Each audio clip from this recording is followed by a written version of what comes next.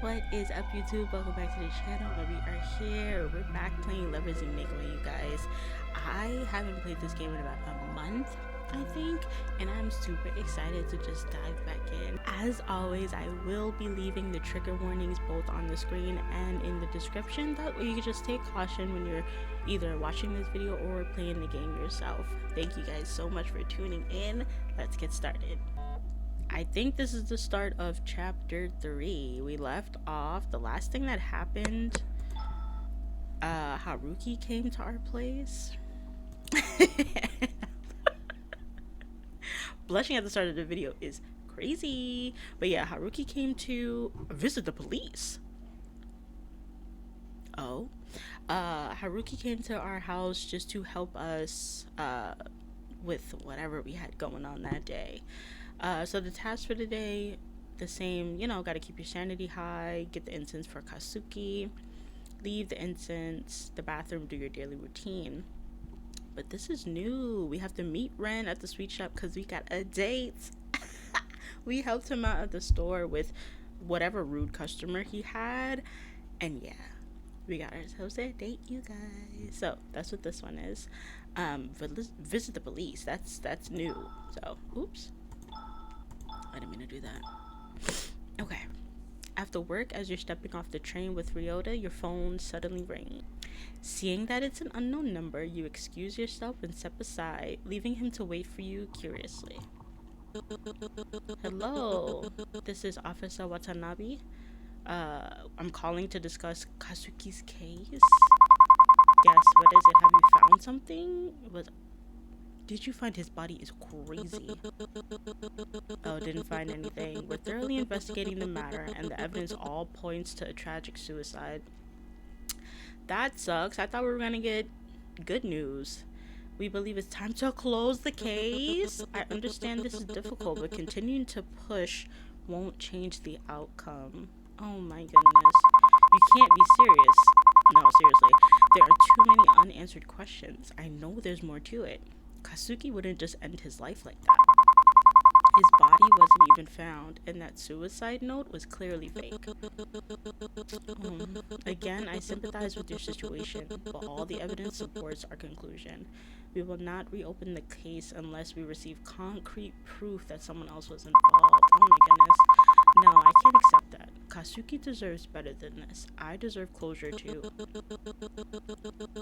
I understand that you're grieving, but if you continue to pursue this, you can face legal repercussions for obstructing the police. I'm advising you to let it go. Oh my goodness. Are you just gonna leave it? We don't have the manpower or resources to waste on a closed case. I am very sorry. I hope that you'll able to find some peace soon. Oh, that tripped me up. I can't even read. No way. And with that, the line goes silent. Ugh. You angrily close your phone. Your reflection stares back at you helplessly from the darkened screen, as if begging you to do something to fix this. An overwhelming urge to scream wells up in your chest. He said, I'm sorry about that. His voice surprises all the rage out of you. In your agitation, you had forgotten that he was still there watching the whole debacle unfold. You turn around, mortified. Sorry about that. It's just the police again. You must have guessed. They've given up on Katsuki's case. I'm really sorry that this is happening after all the work you've put into this. I don't know what I can do to help, but if there's anything at all, can we get a hug? Oh no, it's okay. This is my burden to bear.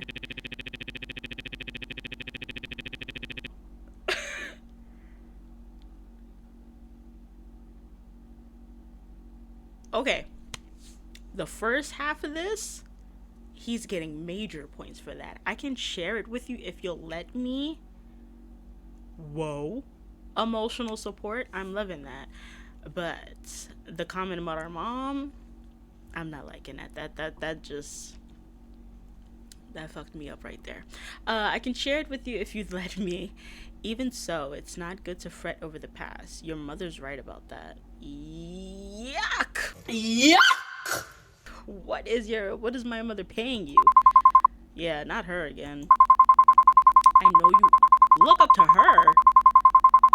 the mother, the one that's had her hand all up in our life pot from the beginning, she's not exactly the best person to listen to, especially with how stubborn she is about her ideals. The way she believes how anything can be overcome if you just put your mind to it. But sometimes hard work just isn't enough. I know how headstrong your mother could be, but the mindset did help me and Yoko out of everything. If you think the mom is such a savior, go be with the mom. Don't be with me then. Like, don't piss me off. You vaguely recall how your mom was there for them, for Ryota and Yoko back in school. She helped them. Oof. Okay. She helped them escape their abusive home, always listening and supporting them as their teacher. Ah, it's a memory that sticks with you, especially when you think about how different things were for you. She means well, and she cares about you. Does she now? That's what I'm saying. Does she? For real, for real? The words come out tense and bitter. You can't help but feel angry at your mom for pressuring you even in her absence, at Ryota even though he doesn't know any better, and at yourself. He senses the change in tension and clears his throat. Today's been a long day. Should we grab some food before I take you home? Yoko has been going on about this new pastry at the cafe. We could give it a try. You hesitate, unsure of whether to accept his offer. Okay, if we have a choice here, oh, look at the smile. If we have a choice here, I'm going to. Last time, I hung out with Haruki and Ren. I didn't get a chance to hang out with him. So, he's kind of, I feel like he's kind of low on, like, the... Yeah, his is still at 50. Ren is at 60. Kasuki's at 63. And Haruki's at 60 as well. Well, you know, we gotta up the points. Oh, excuse me. We have to up the points. On one hand, you're annoyed at the blind admiration to your mom, but on the other hand, you know he's not doing it on purpose. Accept or reject? Like I said, I'm gonna accept it. Because, is this gonna get in the way with our date? I'm pretty sure if this is day 3, or is it day 2? You guys, it's been a month. It's been a month. I honestly don't know what day we're on, but that means probably that we'll only hang out with him and Ren today. We won't see Haruki. I'll accept. All right, I'm a bit hungry, so let's go. Oh, he's so cute. He smiles warmly at you, his concern momentarily fading. Alright, let's go. That affection is up. Ooh! Why is everybody in this game fire? Yoko is so cute. Oh my goodness. Oh, Ami-chan, are you here to see me? Yes. This is the regular sibling response, you guys. This is cracking me up. And you're here too, I guess. Are you 12? You're always so sensitive, Rio. Anyways, how can I help you guys? Oh, I just came to talk to you. Actually, I'm here for a quick bite. Hell no, I came to talk to you.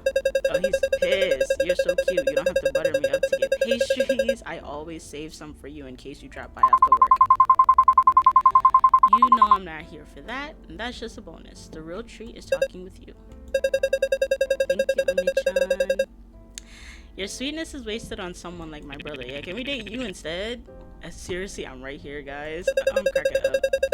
We're only joking around, and besides, it's not like you guys are actually dating, right? Oof. Here, this is for you. Yoko hands you a golden and flaky croissant. Enjoy! You're never that nice to me, because you don't deserve it, but Ami-chan does. Anyway, we've just gotten some new pastries that are to die for. What would it be? Purchase one of the following. Y'all, I don't know anything about sweets. I'm not a sweets person. I'm more of a salty and savory. Give me some Doritos. So the only thing I know for real, is an eclair. That's the one that got the cream inside of it. Or is it not? Whatever, that's just what I'm gonna pick because that's what I know. Sounds great. I'll take that over there. Oh, it's the cream on top. Like a little wafer? Whatever. Oh, it has the description here. It's got that smooth custard inside. I'm sorry. I don't want to bite into something and have something gush back out. I don't like that. And a glossy chocolate glaze on top. Fancy but so satisfying. I also don't like chocolate, so. And what about you, Rio? Just a coffee for me. That's my kind of guy. Y'all, always gotta have the coffee. Gotta have it. Alright, coming right up. You two find a seat and relax. As you find a cozy corner to sit in, you can't help but notice the warmth in the cafe. A stark contrast to the cold conversation with the police officer. Ryota's attempt to lighten the mood doesn't go unnoticed, and you start to feel a bit of the day's stress melt away. Shortly, you see Yoko bringing over the pastries and coffee with a cheerful smile. We gonna eat that without no beverage? Here you go, enjoy. She gonna scarf down that, I guess with the custard inside. Maybe it ain't that dry, but thanks, Yoko. This looks delicious. Anytime, Ami-chan. Just remember, you're always welcome here. Thank you. You take a bit of the pastry. Take a bite of the what? You take a bit of. I can read. And for a moment, everything feels a little bit better. Actually, I just needed to get out the house for a bit. Hell yeah. Any option where we're not in that house? Well, Katsuki's there, but it's Spooky Wookie's in there. I don't know about that. It's been a rough day. Work's been stressful. My mom's been on my case. Your mom's been on your ass, girl. And Katsuki, it's all just a lot. And with everything that's happened, especially last month, abruptly, you realize that you're rambling about your troubles. You immediately clamp your hand over your mouth and look up at the siblings, hoping that they haven't been too put off by your negativity. That's okay. Don't put too much pressure on yourself, okay? You're already doing a good job handling everything, especially with what's going on. I know what I said earlier about your mother's mindset, but it's also about your own strength. You're doing great. Aww, group hug, you guys. You can always rely on us, you know. We're always cheering you on. This is so cute. Despite everything, you are loved. Aww. You spend the rest of the night with them, talking about mundane things as you enjoy your dessert. No beverage, no water, no tea, no coffee. Like, can we have a sip of his? Maybe you'll be alright. Not in the long run, but just for tonight. Eventually, the cafe closes and you part ways with Ryota and Yoko, feeling a bit lighter than before. Ooh, but now we gotta go back in the house. The walk home is quiet. The night air cools against your skin. Ay. The weight of the day's stress seems to settle back in, but the warmth from your night out lingers. Another exhausting day of work is finally over. I hope tomorrow won't be as bad as today. Yikes. Just as you're about to close the door, I hope it's not the cult people. You feel a pressure on the other side. A foot wedges between the door and the frame, stopping you from shutting it completely. Goodbye. Are those children?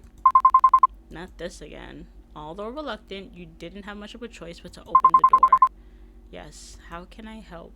You trail off as you find a group of 4 men standing outside the apartment. Are they men? This looks like a school uniform.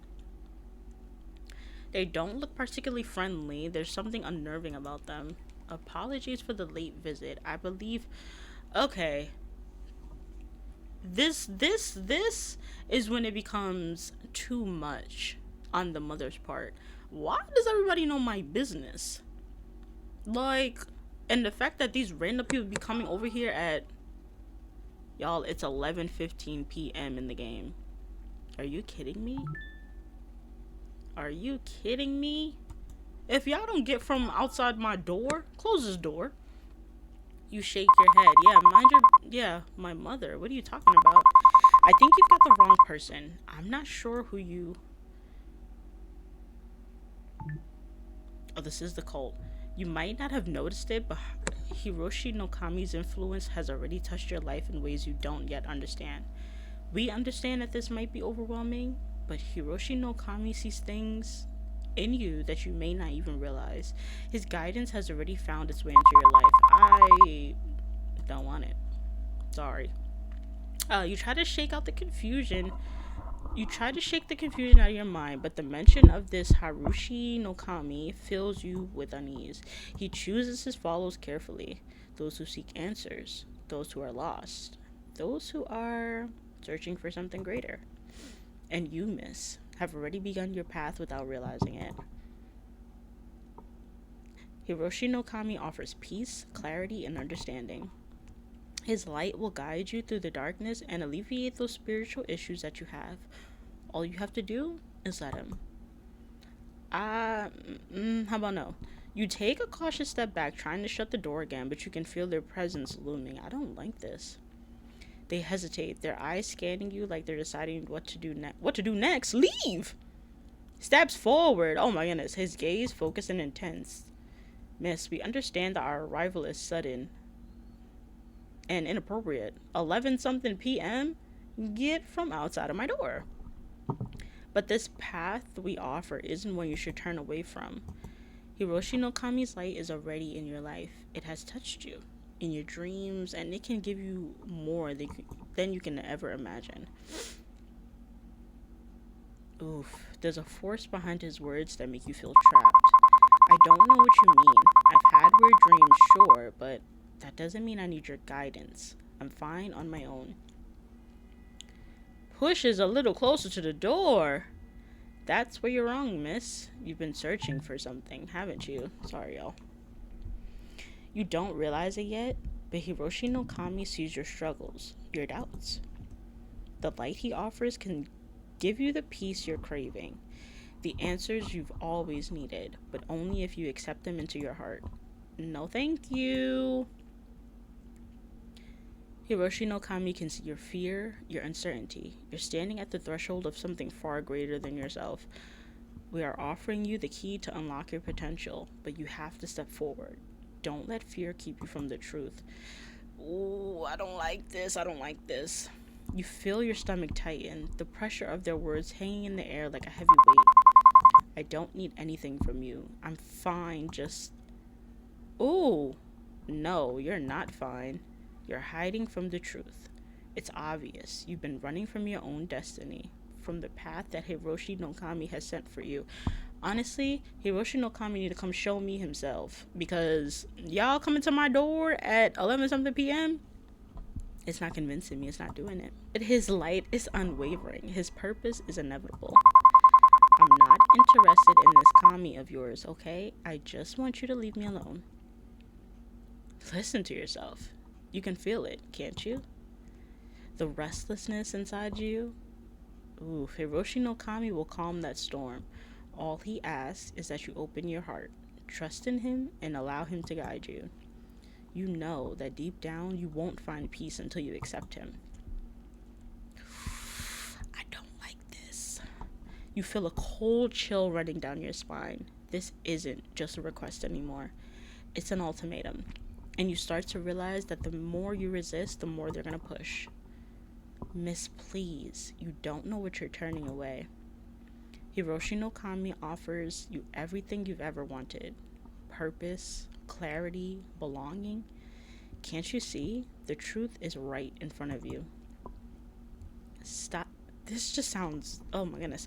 Stop fighting it. Let him in, and you'll find peace. You'll find strength. Just open your heart to him. Feeling the weight of their words pressed on you, anxiety starts to bubble up. You don't understand. I don't want this. I don't want your salvation, your kami, or whatever it is you're offering. Just leave me alone. A look of disappointment flickers in his eyes before he exhales, almost sorrowfully. We were hoping you would come to this on your own. What do you mean by that? What do you mean by that? Y'all gonna force it? We we wanted to offer you guidance, not force you. But it seems you're still not ready. We will be back. Don't come back. Hiroshi no Kami's light will reach you eventually. No thank you. No thank you. Keep the pamphlets too. Everyone finds their way to him in time, but you will have to face him, whether you're ready or not. Can we ask Haruki about this? But you can. Oh, sorry. The cultists began to step back, one by one, but their eyes linger on you almost as if they can see something you can't. The weight of their gaze lingers long after they disappear down the hallway. You close the door, your heart pounding, panting, feeling the strain of the encounter. They want to accept their Kami and aren't giving up this easily. They're gonna come back, coming back to push me to their side. Sanity decreased. How? Up that shit. Put it back. However, before you can crash on the couch as you usually do, you see her. Her! Disappointment carved into her expression. So she heard that entire conversation. Do you know who called me today? The police. Again. And why? Because of you. Prying into that Kasuki's boy death. Okay, wait a minute. Let me get my facts right before his passing. He was a journalist who my mom met at the coffee shop. Okay? Both out of the 4 guys that are in this game, no, actually, I think Ren is the only one, and I can't even say that. Oh my goodness. Let me break it down. Kasuki met the mom at a coffee shop. The mom introduced us. We got married. Boom. Ryota, childhood friend. Who else has their influence in there? The mom. Ren. We wouldn't know Ren if we were not in this apartment. Who gave us this apartment? Mom. Haruki. We wouldn't know Haruki if the mom didn't hire him to exercise the apartment. Why? She had the nerve to be like, we're prying into his death. You introduced us, we got married, and whether this love was platonic, romantic, whatever, the main character and Kasuki still shared something where it's affecting her to this point. She has nerve to say, why are you prying? Get out the house. Get out. How many times must I tell you? This curiosity will be your ruin. I don't even feel like this is genuine. It may be genuine concern, but the way the mom is going about it, it's not okay. Mom, please, I don't need. I'm not offering help. I'm telling you what needs to be done. Oh my goodness, everything you're missing. I've already laid out the answer for you. I'm giving you solutions, but you're the one not willing to change. It's you that's the problem. Ryota, the exorcist, Mom, I'm trying. I really am, but by pushing away the people I send your way, I'm not trying to push away Kazuki, and you got a problem with that. Like, imagine my shame knowing you treated those with wisdom and respect like common intruders they are. It's almost 12 a.m. in the game. Why are y'all on my doorstep? You were the one who sent those weird religious people to my house? Mom, they're complete strangers. Weird. Watch your tone, girl. Oof.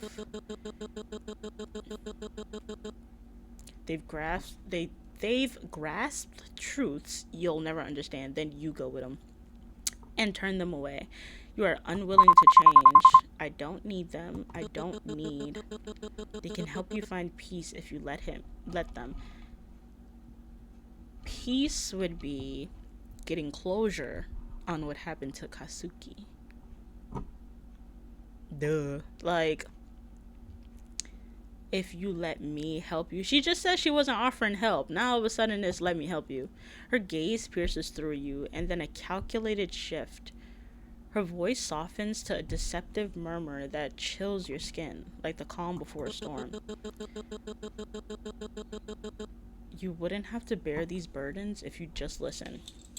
All I want is what's best for you. Do you? What's best is you getting off my couch and leaving the apartment so I can go to sleep. Like, the room feels as if it's closing in, shrinking with every word that slips from her mouth. Her voice, relentless and insistent, sinking into, oh my goodness, I can read you guys, sinking into you like a weight pressing from every side. It's too much. Your sanity slowly slipping. No!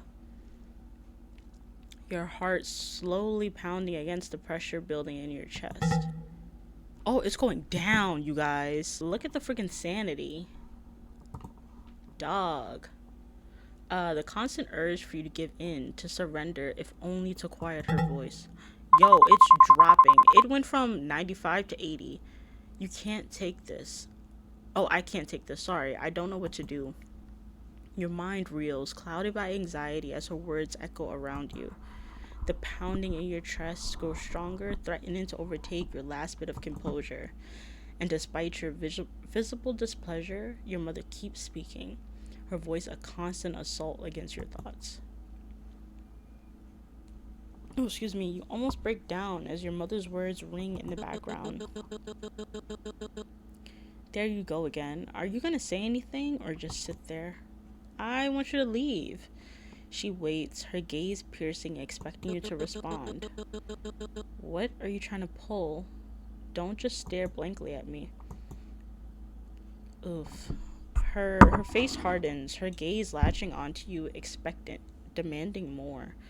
Girl, please leave. Your grip falters, nearly slipping entirely when suddenly a voice, soft and unfamiliar, echoes in your mind.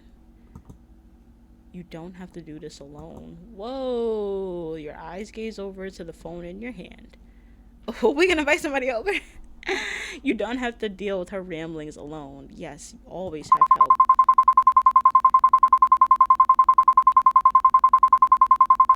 Okay, I'll have to call someone, but Ryota's nowhere nearby, and Haruki, who knows where he can be right now? Ren could be an option, but he's hardly the type to calm things down. If no one's gonna get here right away, then I'll have to keep her distracted until then.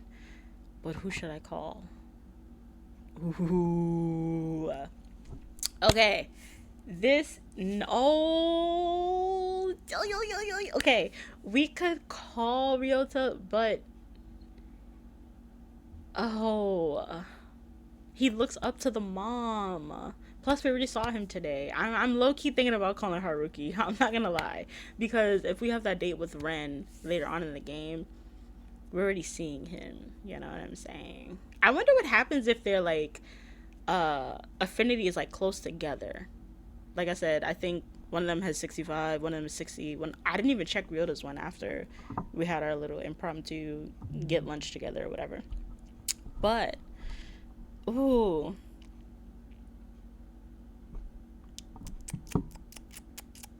You know what I'm going to do, actually? I can't save it! I was going to save it to come back to this option and call, each one of them. That's not happening. I'm calling Haruki.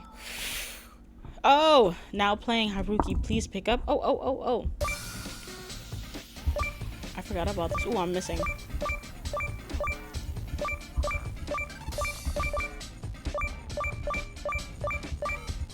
Oh, I'm missing so many of these, y'all. I was not prepared, and my mic is low-key in the way. Oh, shit. This is getting tough. Y'all, I am fucking up bad. 66. I'm blaming it on the mic. The mic is literally right here. And the arrows are... And I'm a righty, so, After several more rounds of her words, you feel your resolve wavering. The suffocating silence following each of her accusations pressing down on you, urging you to respond, to appease her. anything to relieve the tension mounting in the room. Your thumb hovers over your contacts, finally landing on that familiar name, Haruki. Should you really call him? You're not sure what he can do, but if your mother believes in him enough to hire him, it's worth a shot. Should we have called Ryota, you guys? Oof. Let's see. You quickly type out a message and hit send, your heart racing as you wait for a response.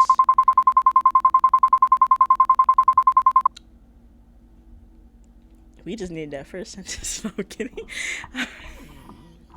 Haruki, I really need you to come over. It's my mother, and I can't seem to get through to her. Maybe you can help? Oof, just as you're about to set the phone down, your mother's sharp voice slices through the air. I'm speaking to you, and you're using your phone in front of me? How dare you? You hesitate, caught between frustration and the desire to keep the peace, but the bitterness slips out before you can think better of it.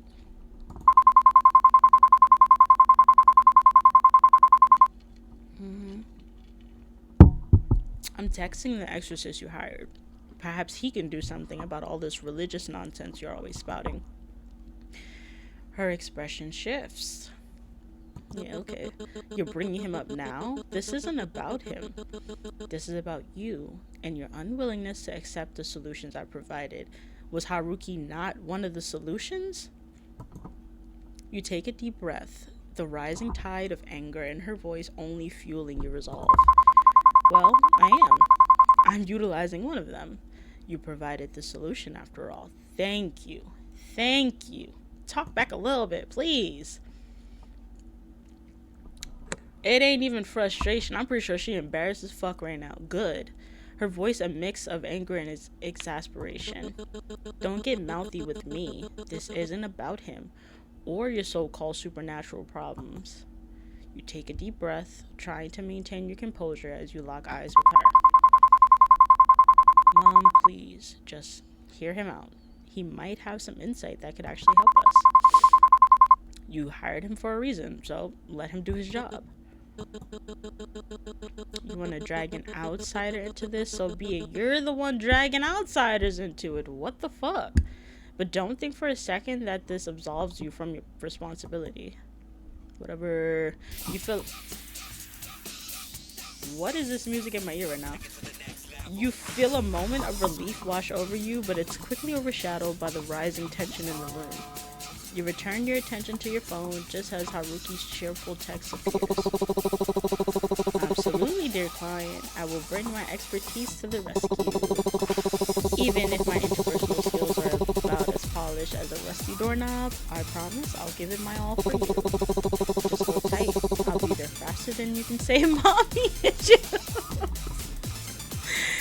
Yo, his joyful tone makes you smile despite the tension.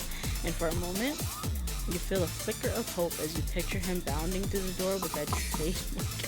Yo, the air thickens with tension as your mother... Yo, this music is booming in my ear.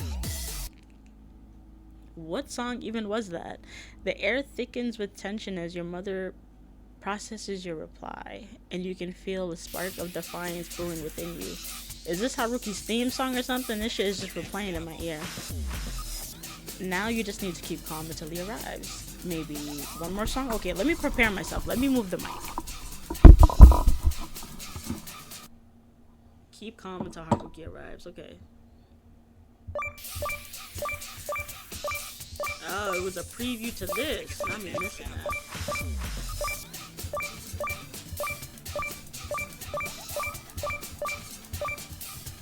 That thing was playing prematurely in my ear.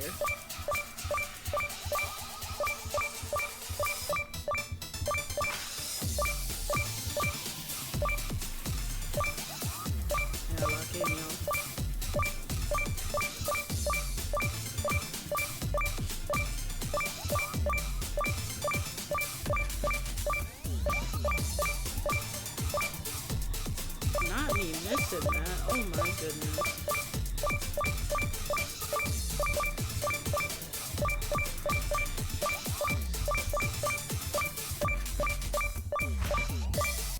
Yeah. You see? You have hit 97 of the total notes. I'm blaming the mic being in the way that last time. Sanity increase. Okay, we're back up to 90 because that dropping down like that was insane.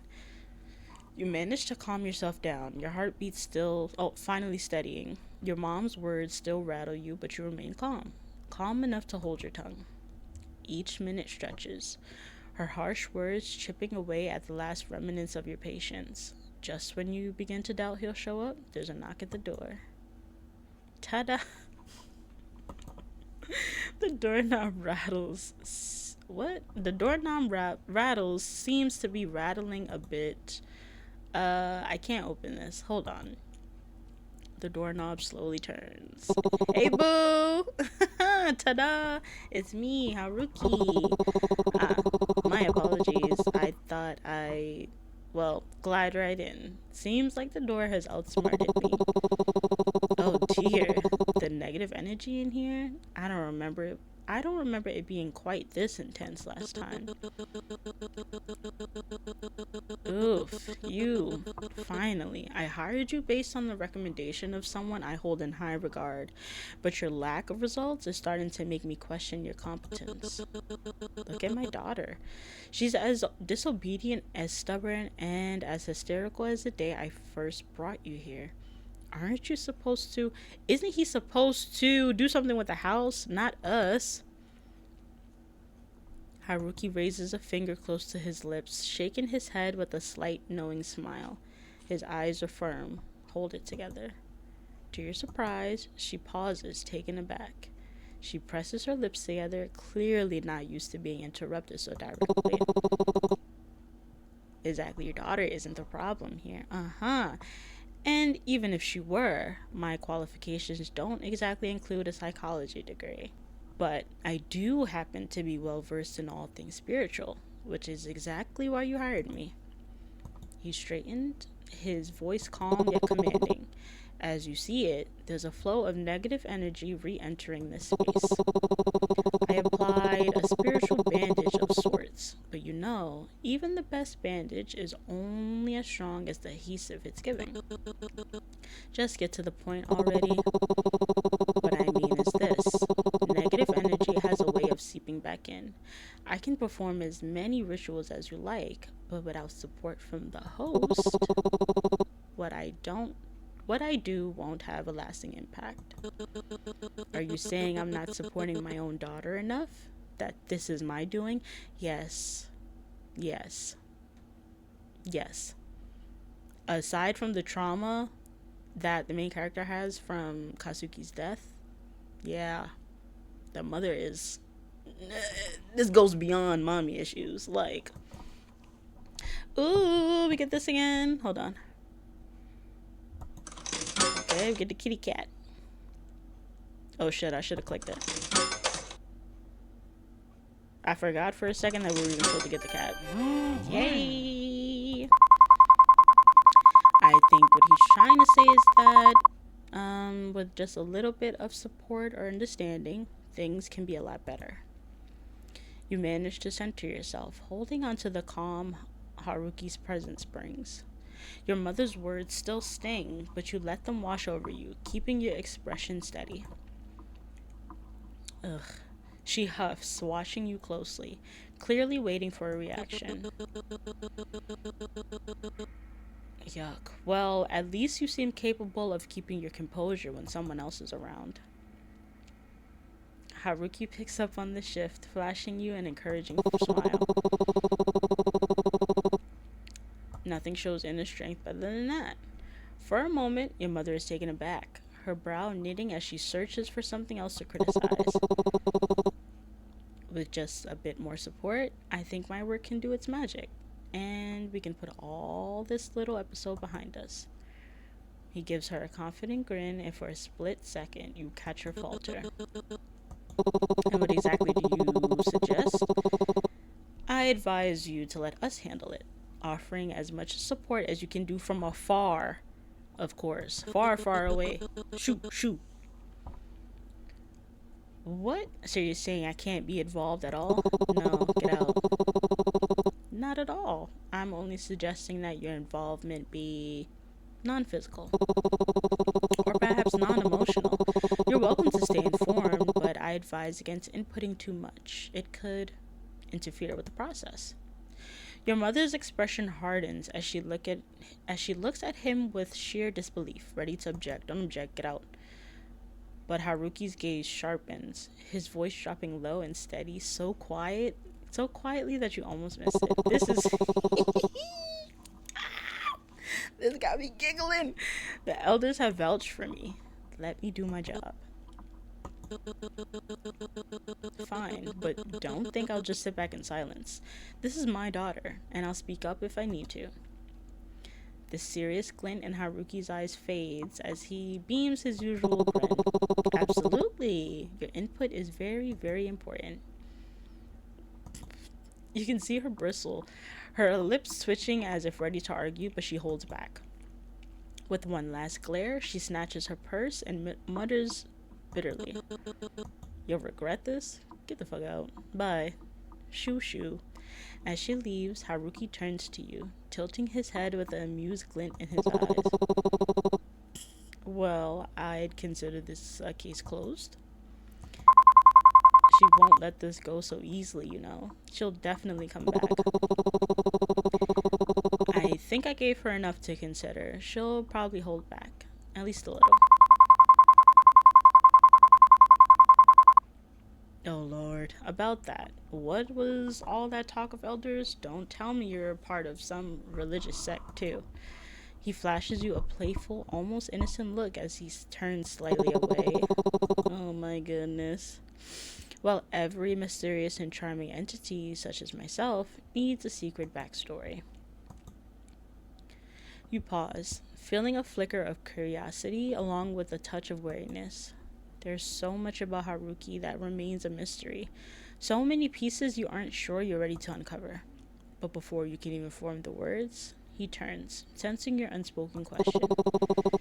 I know it must be hard to trust me when there's so much I can't explain. Someday I'll tell you everything. But for now, I just hope I've done enough for you to trust me. Just a little. Please.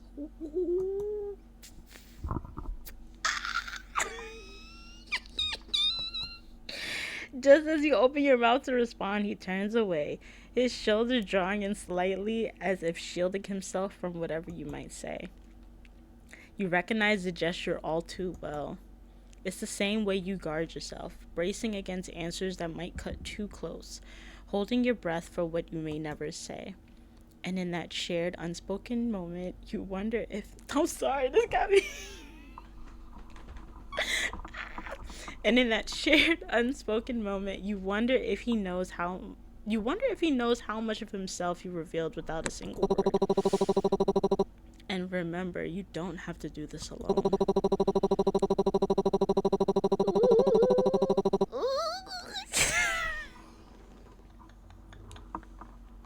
Yo, I may not be the best at dealing with anything outside my spiritual duties, but for you, I'd try anything to make things easier. Ooh, I'm easy, Haruki, stop!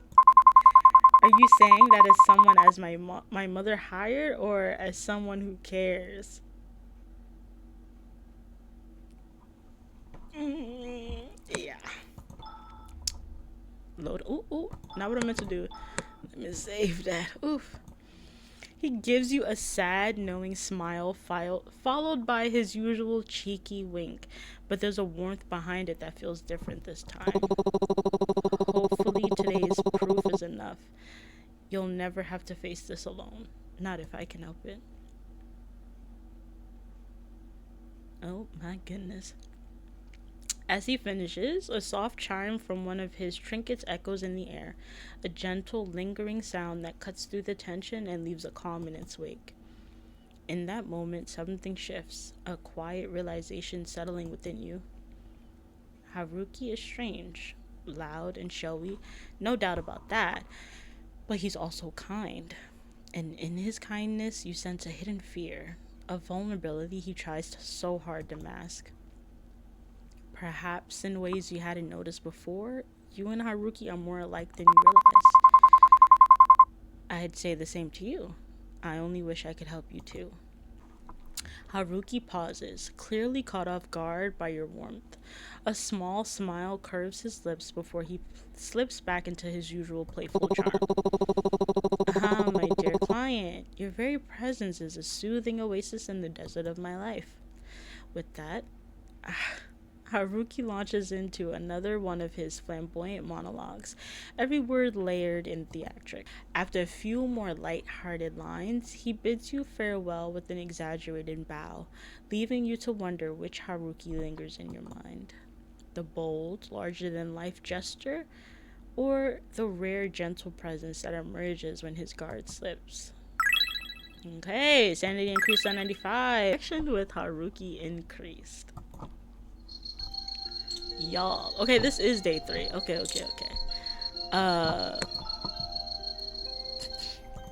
I'm cracking up. Haruki is at a 70 right now. Ryota is at a 55. Damn, that only went up 5? Ren's is about to go up once we do this little date. Okay, let's go to the shrine. Kazuki. The air around the shrine feels oddly... Work was tiring today. I'm sorry, Kazuki, but I'll do what I can. There, all cleaned up. Perhaps some incense from the temple would help you feel better, but I'll have to get it for you next time, okay? I really wish I could, but it's late.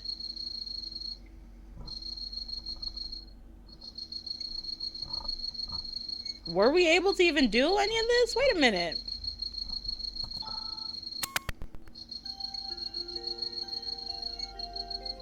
Am I missing something? Did we have to decline the date with Ryota to even get to any of this other stuff? Oh, that sucks. Best not to leave the house now. Damn.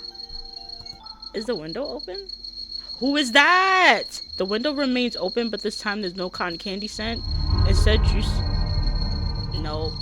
No. Instead, you see a child crouching in the corner, unmoving. No explanation, no reason, just there. Now that's a strange sight. In true classic horror movie fashion, do you keep the window open to check if he's okay, just in case it's a neglected child? Or do you pretend you saw... Or do you pretend you saw nothing and close the window? That scared me so... Oh, no!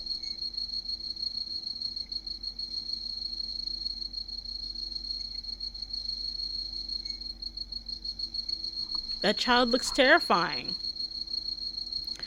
My sanity is about to get so low if I say something to this child. But I can't leave the kitty there. Hey kid, it's late. You should head home soon. No shit!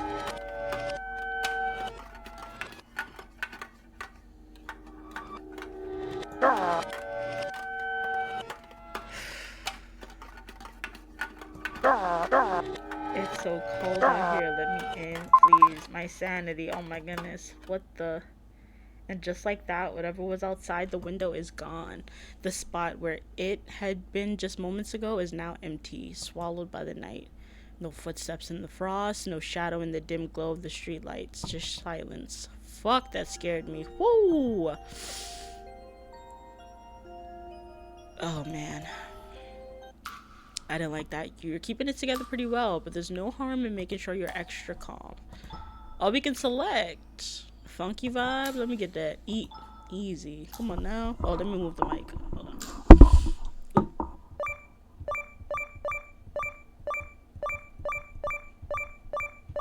I actually cannot hear music right now.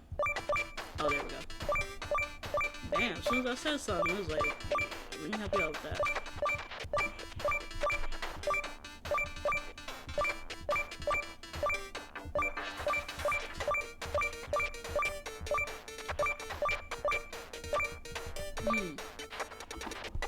I'm missing it.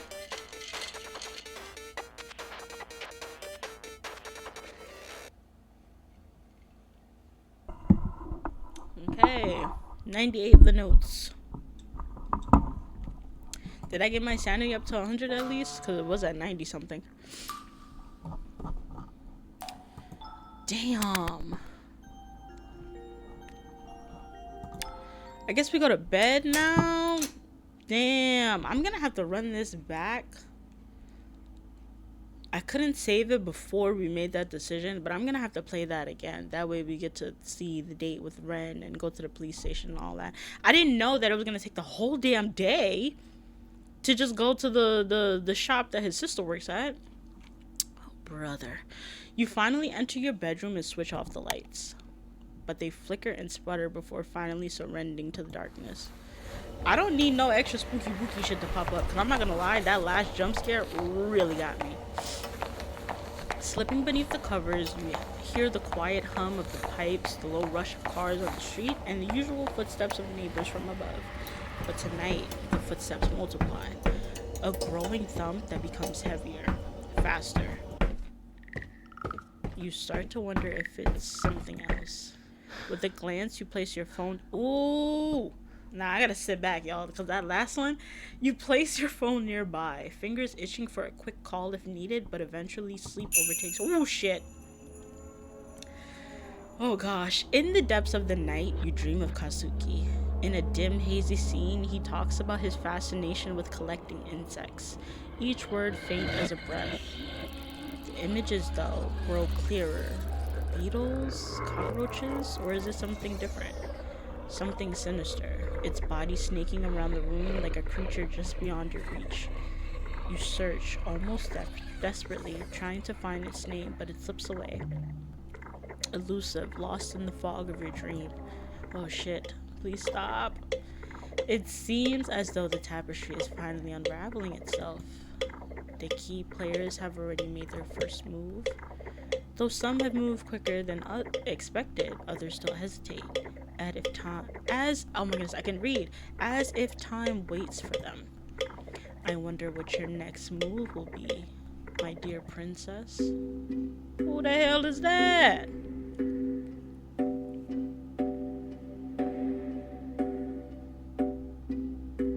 Is that the Nokami dude? Okay, day 4. Oh my goodness. Yo, that jump scare, dog. You wake up to the familiar buzz of your phone. A few messages from your mom. Let's not read that. Oh, is it our birthday? Happy birthday. Okay. I'll be dropping off a cake later. Make sure you finish it by tonight or it'll go stale. Why the frick are you buying me a stale ass cake? Have a good day. Thanks, shawty. Yes, a classic from your mother, equal parts affection and command. It almost slipped your mind. It's your birthday today. You're turning... Okay, the number seems to glitch in your mind, like a censored secret the universe refuses to acknowledge. Or maybe you're just repressing it. Maybe this year, your birthday wish will actually come true. What's the wish? Oh, maybe your mom will finally listen to you, hear you out. Let you breathe without the constant pressure of her expectations. Maybe today will actually be a good birthday. Just kidding. You already know how it's gonna end. Oh well, no point dwelling on it now. You'll deal with all that after work. Hey, happy birthday. Oh shit, I clicked too fast. Whoa, I heard from Tanaka-san that it's your birthday. Must suck having to spend it at work, huh? Well, that's just life. I don't know how many more ha-has I have left in me. I'm screaming. By mid-afternoon, it's clear that today is just another work-filled birthday. The highlight of the day? A hefty stack of monthly reports unceremoniously dropped onto your desk by your boss. A true unforgettable birthday gift. As you sift through your reports, a familiar voice calls out from behind you. Happy birthday. Ah, thank you. Haha. You glance over your shoulder, offering a polite smile. Who is it? Because it said familiar. You've said that quite a few times today. Oh, I didn't realize it was you, Ryota. Maybe I should have made my birthday wishes a bit more memorable. Don't worry about it. Honestly, I think I've heard enough birthday wishes to last me until next year. Hopefully you're not too worn out to actually celebrate it, though. Boss asked me to stick around and finish some reports. But If you're still up for a birthday dinner, I'll be at the station around 8 p.m. Before you can respond, a voice cuts through the air from the other side of the office. Hey, can someone help me with this? I didn't know we worked together. Ryota straightens up, already turning towards the sound. I've gotta go. Good luck with your work. And happy birthday. Thank you, boo. You go about your day as usual, the hours slipping by until it's time to head home. Stepping off the train platform, you pause for a moment, a thought. Okay, how should you spend your birthday? Let me save it. Boom. Okay. Home, celebrate your birthday. Damn, we really missed out on the date with Ren. I'm really gonna have to go back and play this shit again. Temple. Okay. Let's see. Y'all think I remember what the temple is? I sure don't. Upper Street. Maybe it's at Lower Street then? Temple. Ryota's at the station. It's not showing me where anybody else is. Okay, let's go to the temple. You head to the temple, and as you look around, you notice a monk tending to the shrine office. Excuse me, have you seen Haruki around? If he's not at his office, he's probably wandering around town trying to drum up business. Or maybe in the alley fooling around with that damn cat. You shouldn't meddle with him too much. Why, other than the obvious reasons? Because once he latches on to you, he doesn't let go. His persistence is relentless. The monk hesitates, his gaze darting around to ensure no one is listening. When he speaks again, his voice is barely above a whisper. Look, miss, I know you and he share a bond of some kind. You seem like a kind soul, but there's a shadow that follows him. I've seen what happens to those who stay too close. Nothing good ever comes from it.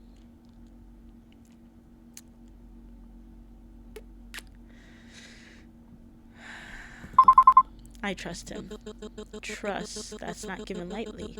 He must have done something remarkable to earn yours, though I can't help but question both what he did and your judgment.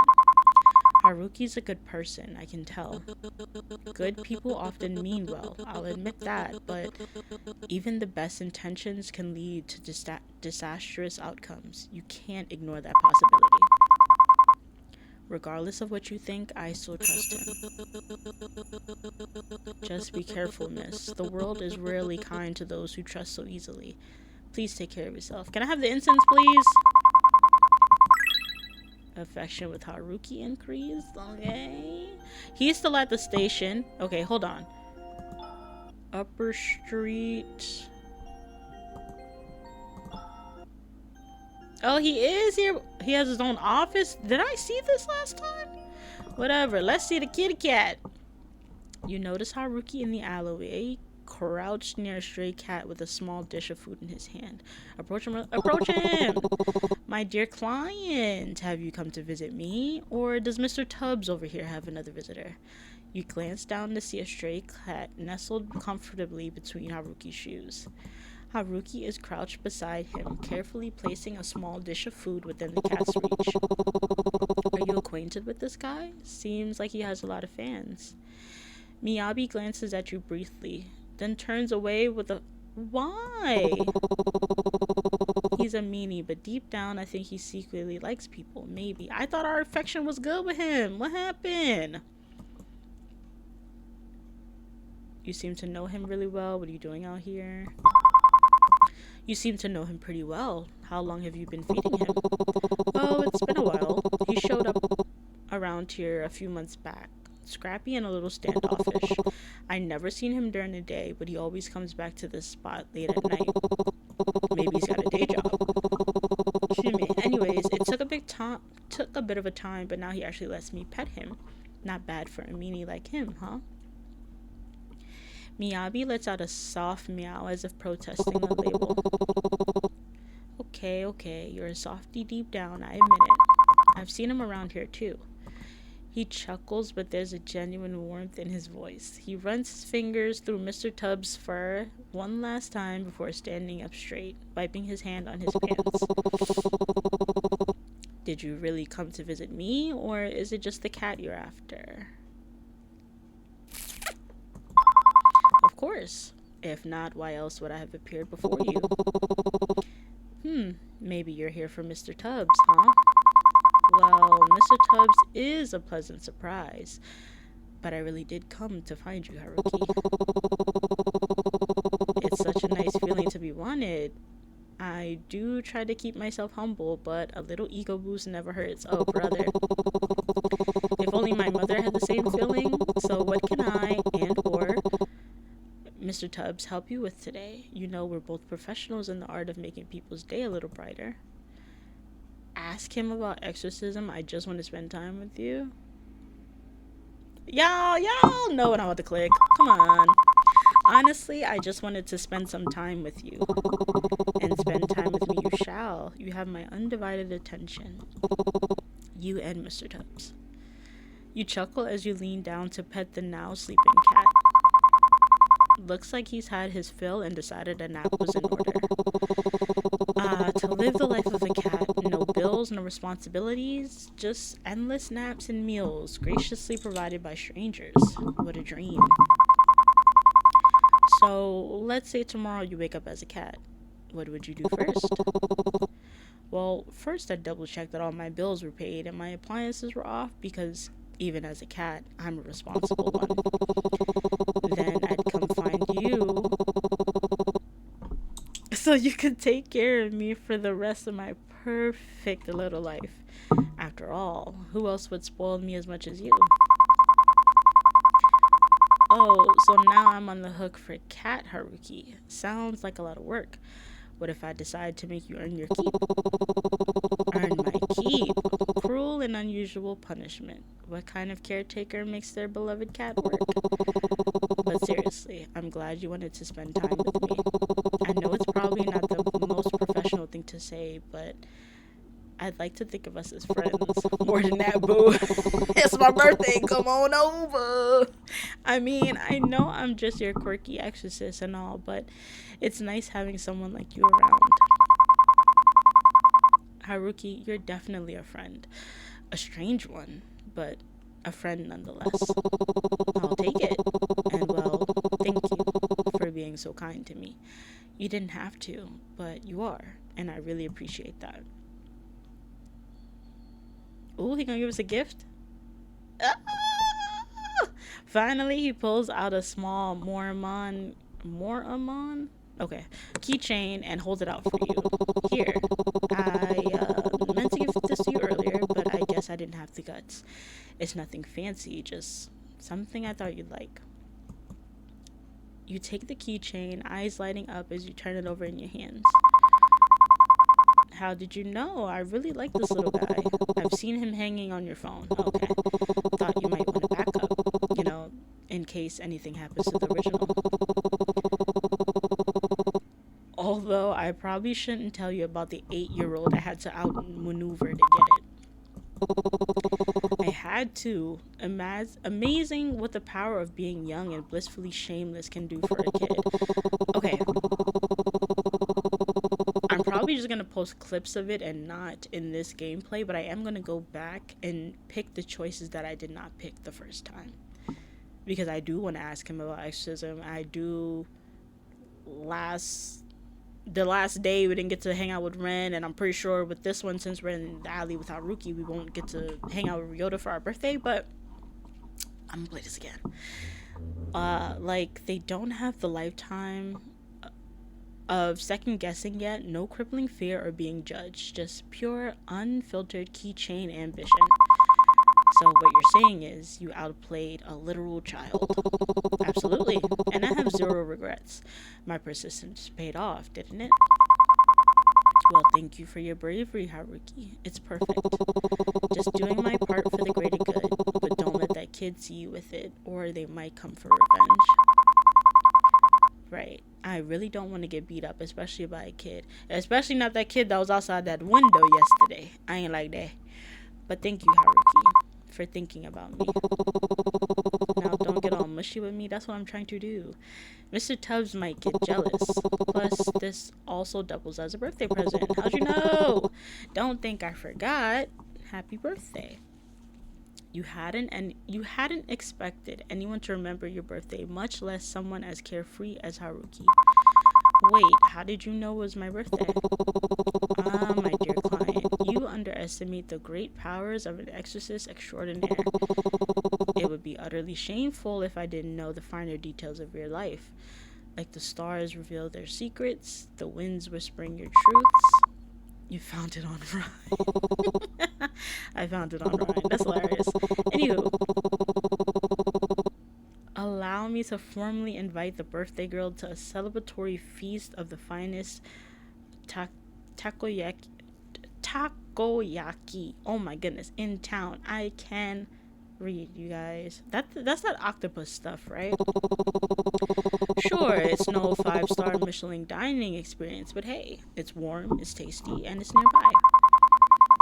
Alright, but I assume that means you're a treat? Naturally, consider this the golden standard of 5-star customer service. You won't be disappointed. Oh yeah, it's Clip for Ryota. I'm thinking we're gonna talk to him real quick, get to talk to Ren, and then choose at the end. Nah, brother, they done sent ya. The two of you strolled to the nearby food stall, the scent of sizzling takoyaki wafting through the air. As you sit together, Haruki's light-hearted banter fills the conversation. His jokes and animated storytelling drawing out laughter you hadn't realized you needed. The warmth of the food and his company melts away the weight of your worries, if only for a while. When it's time to leave, Haruki flashes you a grin, his expression softer this time. Thanks for letting me steal a bit of your birthday. Hope it's one to remember. Can we get a hug? Damn. Can we meet him now? Celebrate your birthday at home? Is Ren gonna come over if we do this? I'll go to the Sanity Decreased. A fiction with Haruki increased. It's really late. I better head home before mom gives me a mouthful. I didn't even see the time, you guys. I'm not even gonna front. The cat is at the same spot again, but this time he seems friendlier. Pet him! Meow meow. Oh, the cat seems satisfied at your pats. Affection. Yay! Okay. Upper Street. Yeah, they are gone. Damn. I figure that, but dog, we need some time for us to to hang out. We only get one. The first day we got to see like 2 of the guys at one time. Neighbor's door. Hey Ren. Yeah, you knock on the door, but oh damn it, it's really late. I better head home. Fine. You step into your home, greeted by an eerie silence. On the dining table sits a small cake. Ugh, a note rests beside it in your mother's familiar handwriting. Eat this, all of it. It's good for you. Girl, I would throw this shit in the garbage right now. She's being nice. That's not normal. How strange. A strange unease prickles at the back of your mind, but you sit down Damn, I thought we would have had an option to throw it out. At first, it's sweet. It's sweet, soft sponge with a hint of vanilla, but there's something foreign. Yeah, see? Something's weird. You pause, your stomach tightening as you pull the bite from your mouth, revealing long strands of hair tangled in the frosting. Oh my goodness, yuck. What the hell? Did mom poison me? You run to the sink, spitting it out, gagging. Yikes. But it's as if your body has already decided to reject it more. A sudden heave forces you into the sink as bile rises uncontrollably. That gagging sound is not it. Oof. You continue to vomit, various substances escaping your lips. Your lunch from today, spit and stomach acid, and more hair? I don't want to see it. You clutch the edge of the sink, trembling as more hair spills from your mouth, clinging to your lips like something alive. Please, let me sit back, because again, these jump scares are really getting to me. I know that this is a psychological horror game, but the tang of stomach acid burns your throat, but what follows sends cold terror coursing through your veins. Let me sit back. Chunks of meat, raw and glistening, hit the sink with wet, sickening splats. Y'all, I'm moving the headphones because this gagging sound is gonna make me gag. You try to catch your breath, but another wave overtakes you. You're fucked. Ooh, hair, bits of undigested food, and then teeth!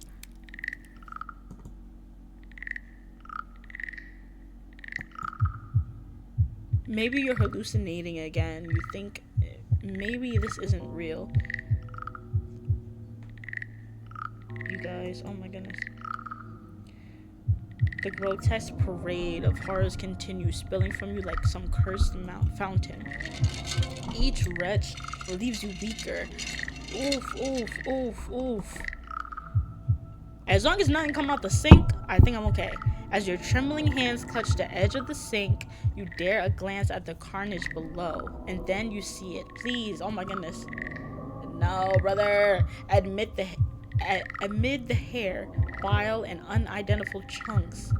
Ooh, something small and malformed shifts. It's pink and slimy. You guys, it's like a ball of meat alive. It expands and deflates ever so almost like it's breathing. You notice some of the chunks were teeth and what seems like an eye. Oh shit. You can't seem to form the words to even begin to describe the horror that you produce from the depths of your throat. Grabbing the faucet, you turn it on full blast, desperate to erase the nightmare.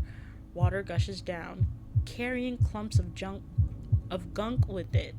But the sink quickly, oh my goodness. Frustrating boils over. You seize the nearest object, a hairbrush, and jam it into the drain, jabbing furiously. The bristles bend and snap as you shove harder, muttering through gritted teeth, and shouting, "Ooh, go down already." Your voice hoarse and crackling. The sink gurgles as bits of gunk slowly spiral downward, disappearing into the pipes. Oh my goodness, is that a hand? Or is that a tooth? Yuck. Finally, the water drains, leaving it empty except for lingering streaks of slime. That's disgusting. You stand there, panting, your knuckles white as you grip the edge of the counter. The silence that follows is deafening, broken only by your ragged breathing.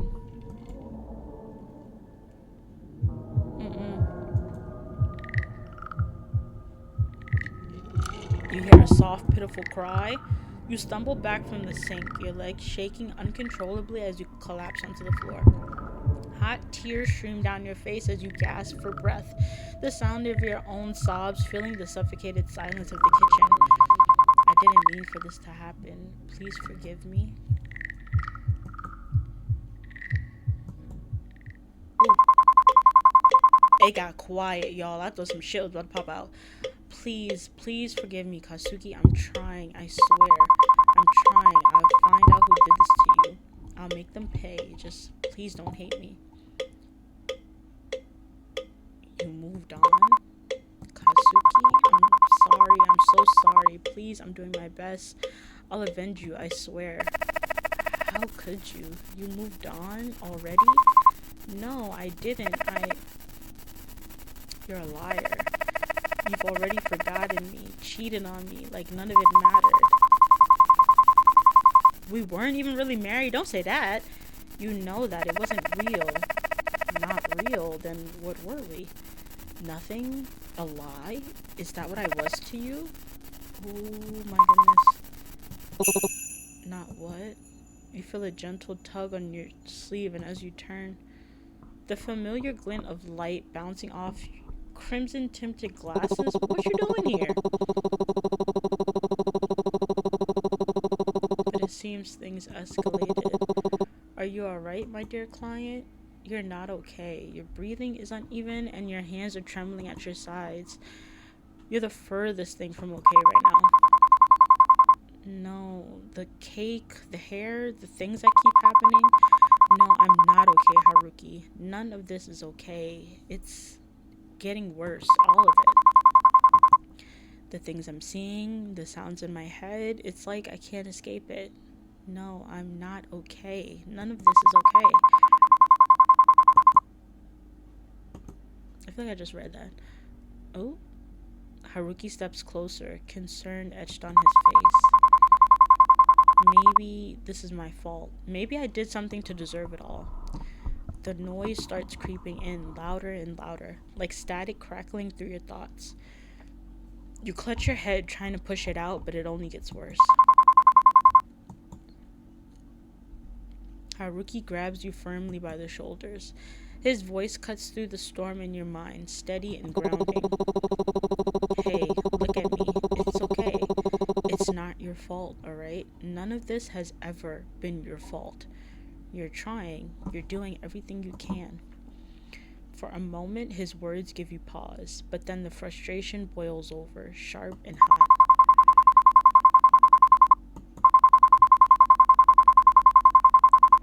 I clicked it too fast. I didn't see what that said. But bad things keep happening over and over again.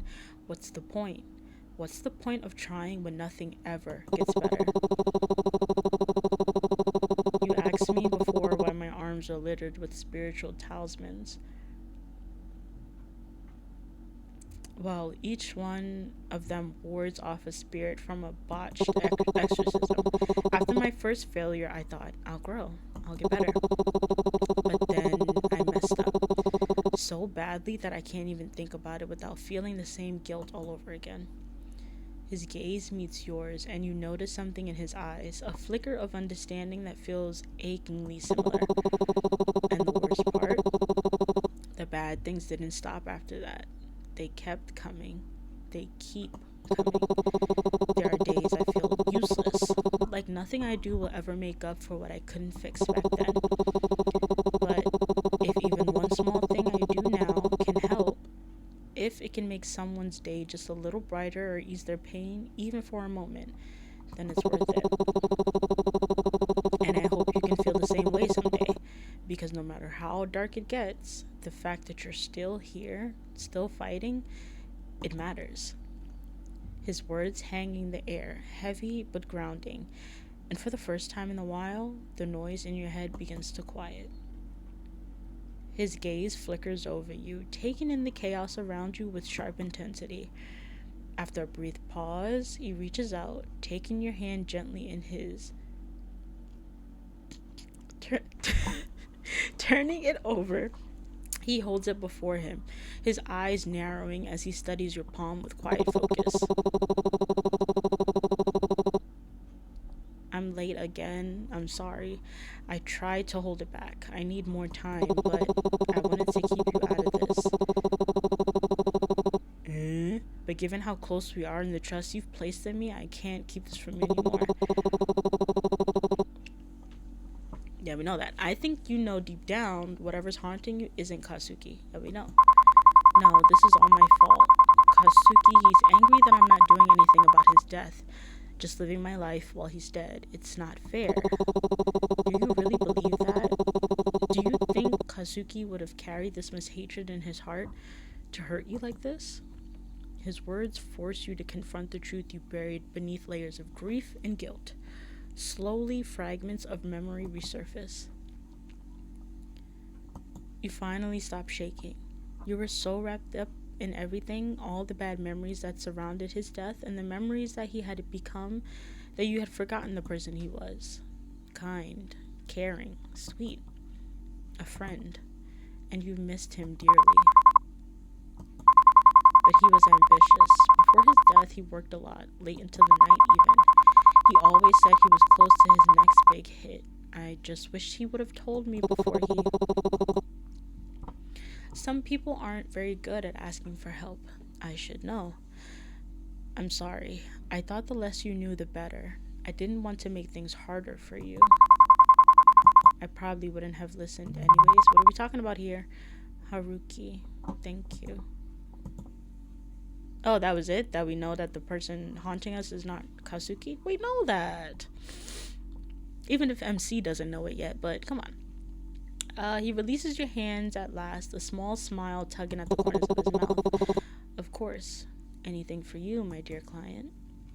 You roll your eyes, the warmth in his tone making the nickname less irritating than usual.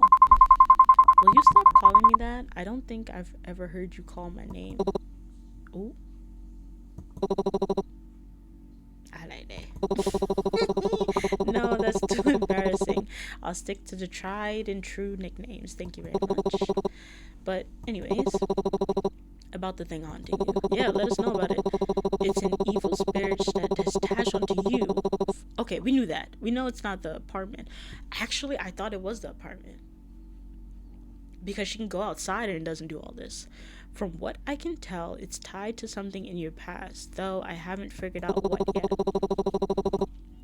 What I do know is it feeds off your energy, especially your sanity. We know that. And judging by the state of things, it's been feasting pretty well these past few months. I'm still working on finding its source or why it chose you in the first place, but I'm here for you, no matter what. I can't help you make the right choices, but I can hopefully make the journey a little easier. Excuse me. So whatever decision you choose to make in the future, I'll support it with my whole heart. I see. I couldn't have done much of it without you. Thank you, Haruki. You've been my son.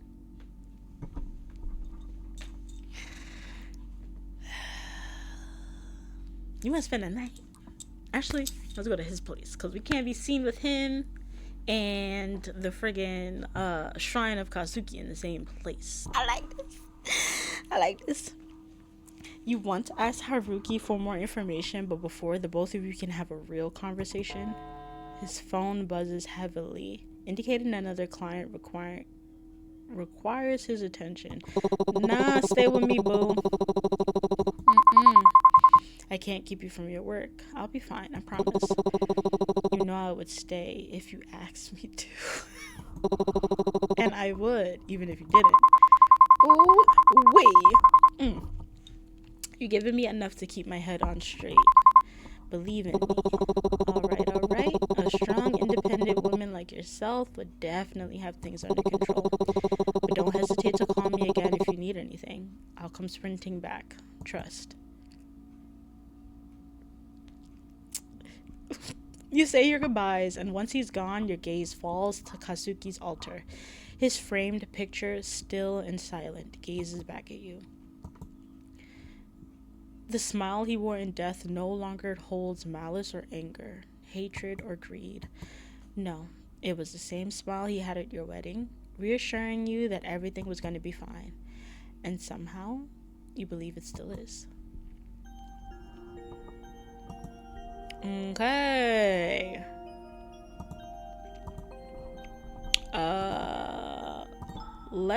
We have the incense, right? The shrine feels different today. An unshakable, uneasy presence lingers in the air. It's that quiet, lingering sensation, like something is just slightly out of place, yet you can't grasp what's wrong. But in the end, this is still Kazuki's shrine. It holds the weight of his past and the complexity of your feelings, whether they lean towards resentment or something softer. No matter what, it's still Kazuki. Yeah, leave them offerings. Yet after days of doing this, doubt creeps in. You're not sure it'll make a difference, and still you do it anyway. As you bow your head in prayer, guilt lingers, an unshakable weight pressing against your heart. No matter how much you do, it never feels like enough. Not after everything that's happened. I wonder if we can go to the police station. Just as doubt threatens to consume you, a familiar scent drifts through the air. Warm, unmistakable vanilla, curling softly through the house from nowhere at all. Next time, if we do manage to celebrate your birthday, I'll get you the sweetest vanilla cake I can find. It's so simple, so fleeting, yet it wraps around you like a quiet reassurance, a reminder that Kazuki was and always has been looking out for you. Aww. Gotta keep my sanity high. Okay, let's go to the bathroom and do our routine. I do not want to go to the window again, but I'm gonna do it. The window remains closed. Okay. Ooh, do you really want to open the window after what happened yesterday? Hell no. Leave it closed. That's a good idea. Yeah. I ain't fucking with that. You've been so strong, holding everything together so well, but you don't have to keep struggling like this. Wouldn't it be easier to let go? Just a little?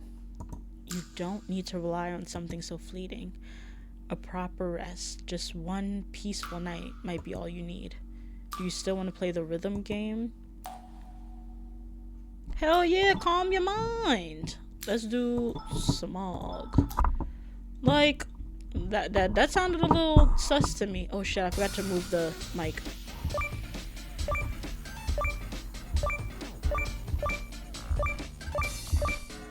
If this is how we calm our mind, why wouldn't we do this before bed?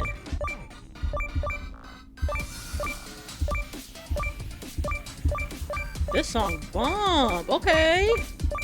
I can't dance though, y'all. I'm gonna fuck up. I gotta stay locked in. Oh shit, I'm missing. Oh. I missed. Like 2 of them. Impressive, you have hits 95% of the notes. Give me my sanity, 100%. I like that. Okay, perfect. Now we can go to sleep. Your phone buzzes with a notification. It's from Mom. I don't want shit from her right now. I'm busy with important matters. I won't be able to be there for you for a while. Oh. Whew. Thank God. Take care of yourself. You stare at the screen, a sigh escaping your lips as relief flood in. Good for me, I guess. Exactly. But something feels off. The phrasing is strange, almost like she's choosing her words carefully. There's no condescension or nagging, just silence after the message. A simple "are you alright" forms in your mind, but something stops you. Memories of her constant control, her overbearing presence flash through your mind. No, she doesn't need that from me. Not after everything. Instead, you type out a single word. What is it, okay?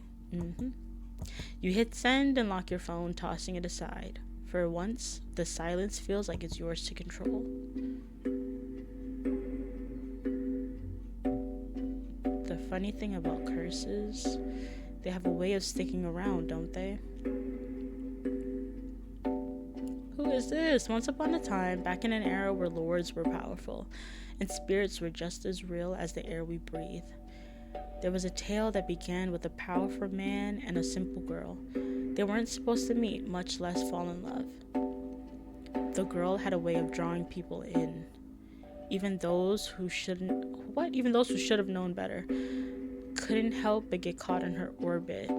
And where sorrow lingers, darker things are never far behind, drawn not by her, but by the quiet ache clinging to those around her. Despite everything, she had to protect them, so she made a sacrifice. One meant to save— oh, that's going by mad fast, but sacrifices like that come with a price. In her final moments, a wise was formed. Is that what that said? Something simple, something all too human. But even the smallest wishes can have powerful consequences. Did it say wish? And so, a curse was born. One that tied her fate to those around her, locking them in a cycle they couldn't escape. Oh my goodness. Not until she made a choice. Not until someone was brave enough to break the pattern. So here we are. Curses, gods, ghosts, and a whole lot of unresolved tension. But hey, no pressure. In the end, it's all about who you choose. No big deal, right? Oof. Okay, so we knew them in our past life, because while I did that little thing, they were still standing there as well. Oh my goodness. You dream of the past few days.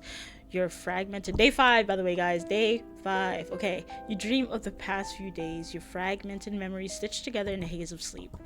Faces flicker in and out. Voices echo in half-formed thoughts. You're seeing people again, connecting, resurfacing from the place you buried yourself in for so long. You're finally crawling out of the pit that you spent in for the last few months, but you're beginning to feel tired. You don't know how long you can keep this up. Ooh! How you doing, boo? You dream of Haruki. He's laughing again, effortlessly bright, skipping stones like nothing in the world could weigh him down. You barely know him, and yet he looks at you like he's known your sadness forever. There's something about the way he brushes off the dark with jokes and half-serious stories that make you want to believe in something. Anything. Oh shit! And that terrifies you. You don't understand him. A part of you wants to run. You're afraid of what he knows, but something draws you into him. You might be losing your mind. Look at Ren. Oh my goodness. We didn't see him at all last day. The last 2 days, actually. You missed the friggin' date. You dream of Ren. He used to be just a name. Your neighbor you never thought twice about. But now he's everywhere. In the hallway, on the street, in your dreams. It feels like something is guiding him towards you or dragging him back from the edge. You can't tell if it's fate or punishment or mercy. Sometimes he looks like he's carrying a burden too heavy for words. Like there's something inside of him clawing its way out. You wonder what changed. You wonder why you feel like you're supposed to understand him. Why, when he looks at you, you feel like you're both trapped in the same impossible story. You can't tell if it's some sort of divine intervention is punishing him or giving him a second chance. Why didn't his face do that? You never thought you'd find light again, not after Kazuki's death.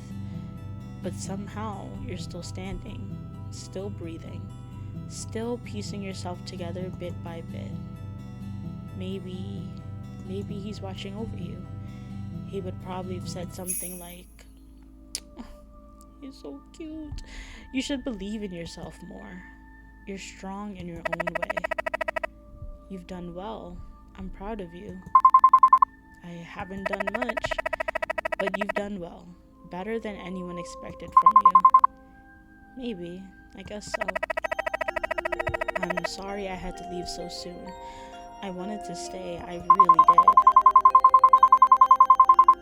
did. I know. That's why I tried so hard to find out what happened. To help you. To help us. You've carried so much. And my biggest regret is not telling you the truth when I had the chance. And even now, you're picking up the pieces I left behind. I'm sorry. But you're not alone. You've met a lot of people who care about you. They really do love you. And as jealous as that makes me, you might love them too, or at least grow too. I hope my memories won't stop you from living your life. What we had, it meant the world to me, even if it was short-lived. It mattered. You mattered. In this life and the ones before it. Oh my goodness. I hope to see you soon, but I know that you'll be making your choices soon. Or maybe by the time you see this, you've already done so. Regardless, I love you. Oh my goodness. Let's meet again soon. Why didn't we dream about Ryota? And why did Haruki's face do that and Ren's did not? You wake up, the dream already fading like smoke in the morning light. You reach for it, desperate to hold on, but it slips through your fingers.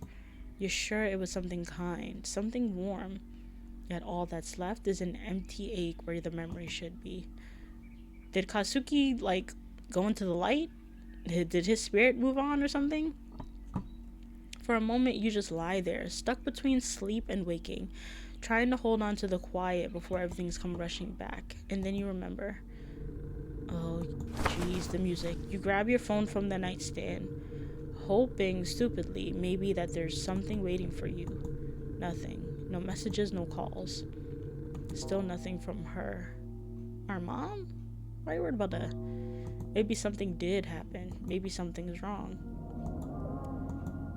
Oh shit, I'm clicking way too fast, y'all. It said, should you text her? Maybe you shouldn't. I don't know. What if she says something you don't want to hear? What if she says nothing at all? She's your mom. You care about her. Despite everything that's happened, you still do, right? You pull the blanket. Oh my goodness. You pull the blanket tighter around yourself, trying to block out the awful feeling in your chest. I'm a good daughter, you tell yourself. I am. Call her, don't call her.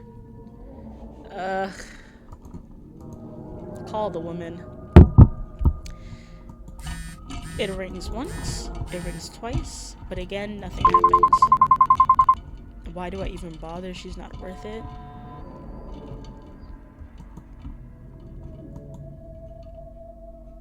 Please stop calling this number. As I said before, I will be gone for a while. Keep your heart open and seek out our wisdom. There it is again. That sense of unease. With everything that's happened last night and this weird thing going on with mom, maybe I should, hell yeah, call it sick.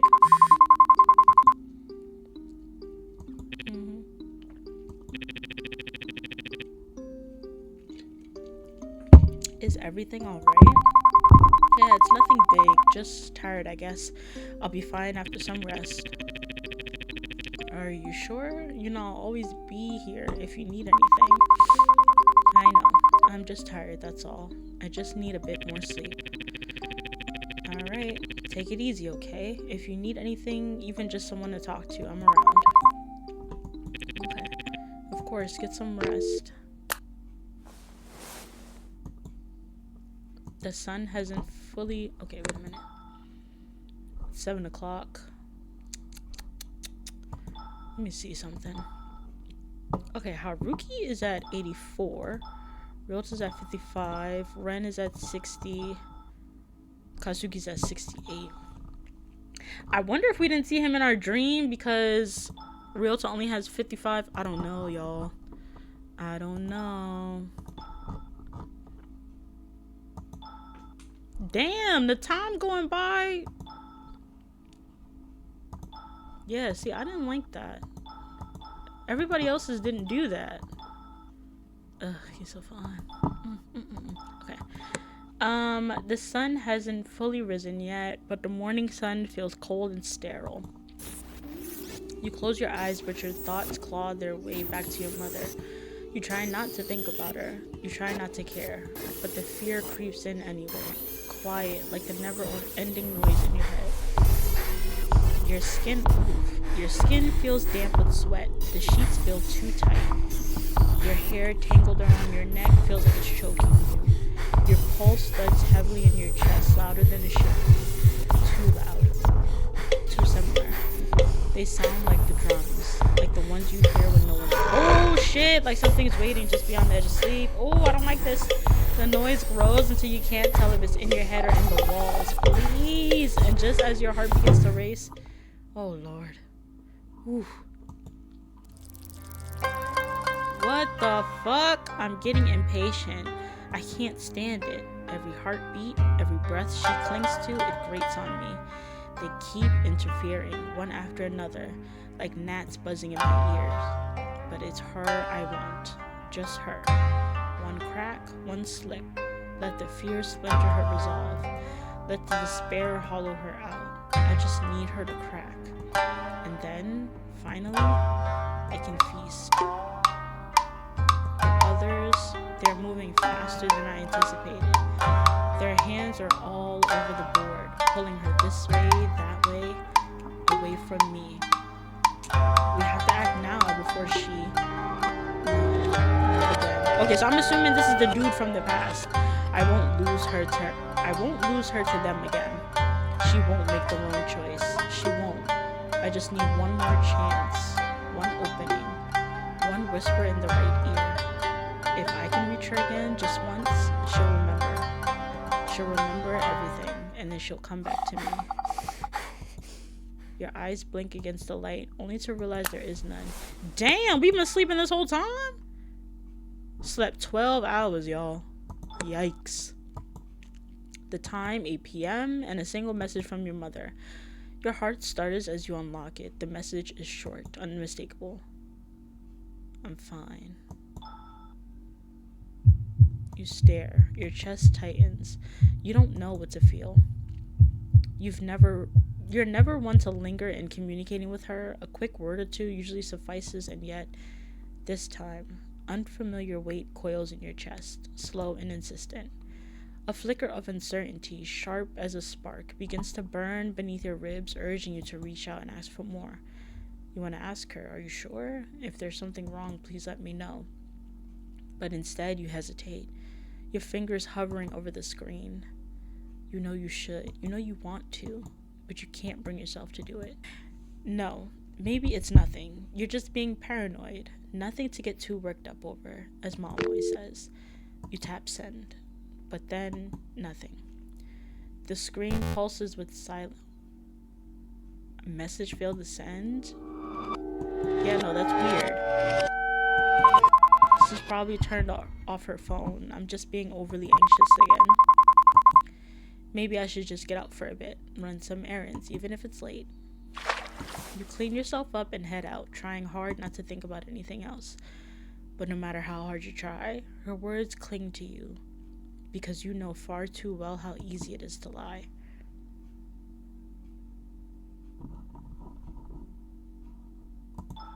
Do I not have tasks for the day?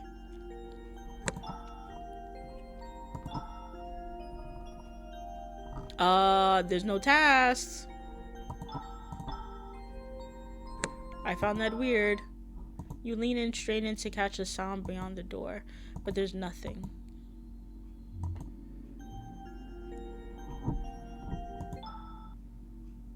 Suddenly your phone rings. It's Yoko. Hello. I was worried you wouldn't pick up. Realtor mentioned you weren't feeling well today. I hope you're doing a little better. Well, maybe just a bit better than I was this morning. That's a relief. Sorry for the sudden call. The thing is, Ryota dropped by the cafe earlier and surprise, he left his phone behind again. I was wondering, could you pick it up and hand it to him tomorrow at work? Oof, sure, no problem. I was already out anyway. I'll swing by the cafe to grab it. Thank you, Ami-chan. You're always so sweet to us. I'll be waiting. Ami-chan, thanks for coming. I'd go find Ryota myself, but my boss is in a mood today. He gave me the stink eye just now. Can you believe it? The nerve. She is so adorable. Oh my goodness. Anyway, here's Ryota's phone. Maybe you'll run into him somewhere around town. Then you can hand it to him. No rush. Not that he'll miss it much anyways. Aside from work stuff, I don't think anyone really texts him except us. What was the noise?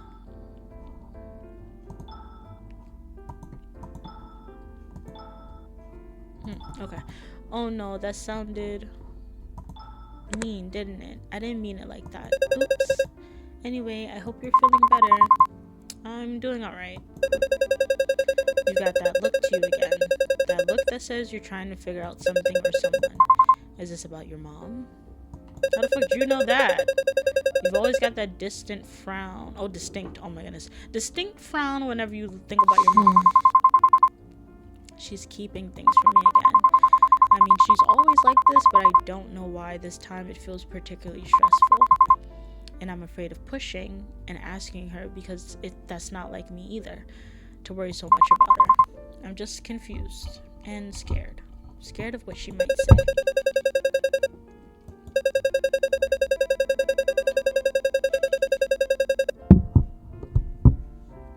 It's even more terrifying to ask, not just because of the lies, but because once the truth comes out, it changes everything.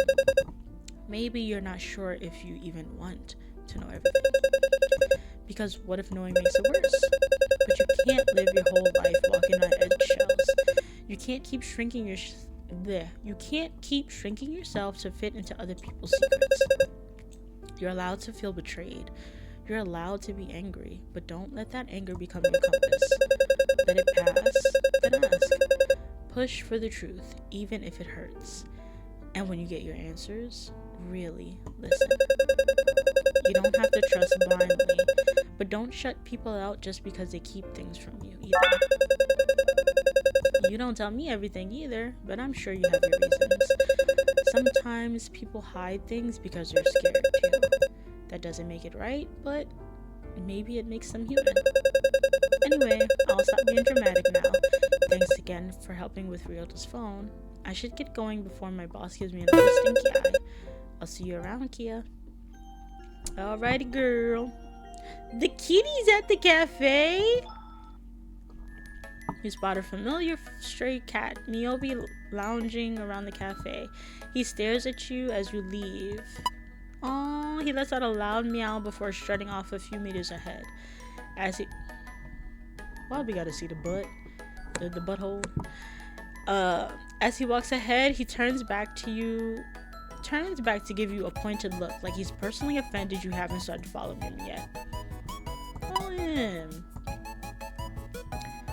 Lead you through the alleyways, weaving between the narrow streets and hidden corners of the city. Where are we going? We're going near Haruki's office. And with that, Miyabi left, flickering his tail at you as he disappears into the shadow of the alley. Can I pet you? Suddenly you feel a tap on your shoulder. Oh my goodness. Pardon me, ma'am. I hope life's been kind to you. It's you again? Ugh. That's a good sign. Perhaps you've taken a moment to reflect our script. No, I haven't. And once again, I'm not interested. My goodness. In fact, they're expected when one strays too far from the path. The spirits, for example. How the fuck do you know that? I've heard this speech before, but I overcame it myself with my own strength. So, no offense, but I think I can handle whatever else comes my way. That's certainly one approach, but imagine how much lighter your burdens could be. If only you'd... No, thank you. I really hope that's the last time I see them. Maybe I should report this to the police. Try to find Ryota around town, visit the police station. Okay. I just wanted to pet the kitty.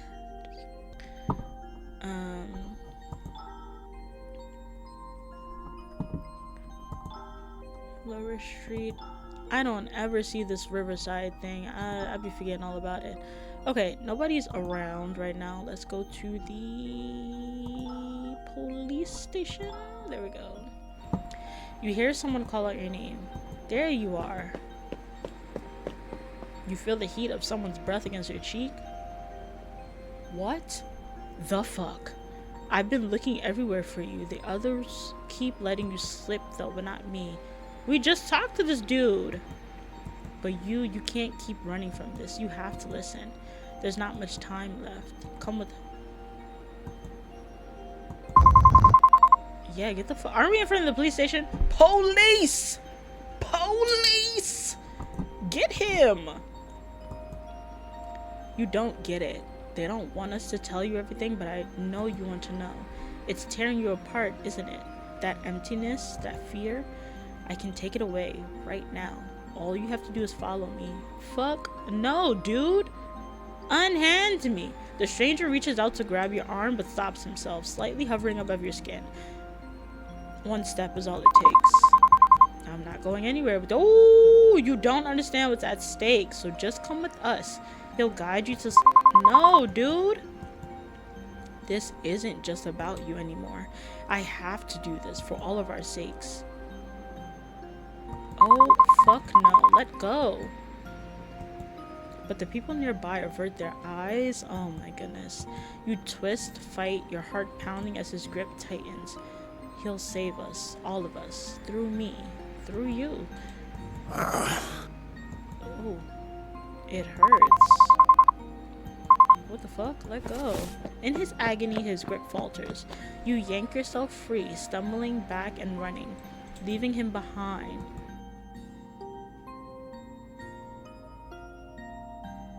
I'm about to go back home.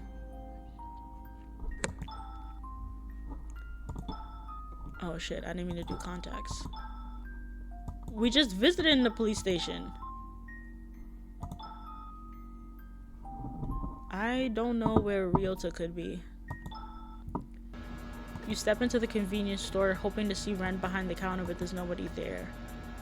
Oh my goodness, this is weird. I should get going now. but no matter how many times you circle the aisles, you can't seem to find the exit. Oh, fuck, dog. Oh, shit. I messed up. Oh, my goodness. I didn't mean to do that. My sanity should be high enough, though.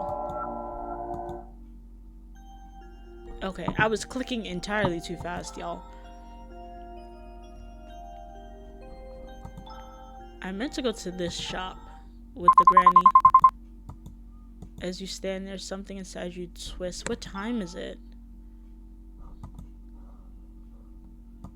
Okay. That quiet dread that something's wrong, even if you can't name what. It hums low in your chest, a nagging pull at the edge of your awareness. You try to shake it off, but the feeling only sharpens, like there's something waiting for you.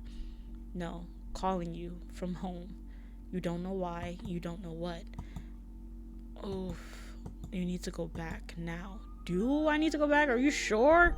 I don't want to go up in there. Oh, fuck. It's a bit early to go home. Besides, the house is making me feel uncomfortable. Okay, thank God. Can we go back to the police station? Okay, whew, you make your way to the police station. The officer you usually speak with isn't around. You look around and all you see is his empty desk piled with paperwork. For a moment, you think about calling out to him, but then you remember the look on his face the last time. That tired, vaguely irritated expression when he realizes it's you again. But then you see it as though waiting to greet you. Oh, it's Kazuki's file. It's been buried under a few other folders to be filed in storage. You could open it. Maybe there's something inside, an overlooked clue, a buried detail, or even something they've deliberately kept from you. Then again, maybe it's just another dead end. You hesitate. Is it worth digging all of this up again? Worth the risk of peeling back the layers only to find nothing and feel that same crushing disappointment? Or you could find something that would make these past few months of endless searching mean something. It could be the thread you've been grasping for all along.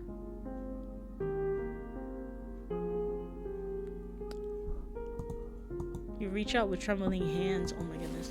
Your eyes skim across familiar lines, skipping through the things you already know. Shoes found along the riverbank, belongings washed up after the storm, body not found. Nothing new, just the same haunting fragments of a story you already know too well. You continue flipping. Occupation, journalist.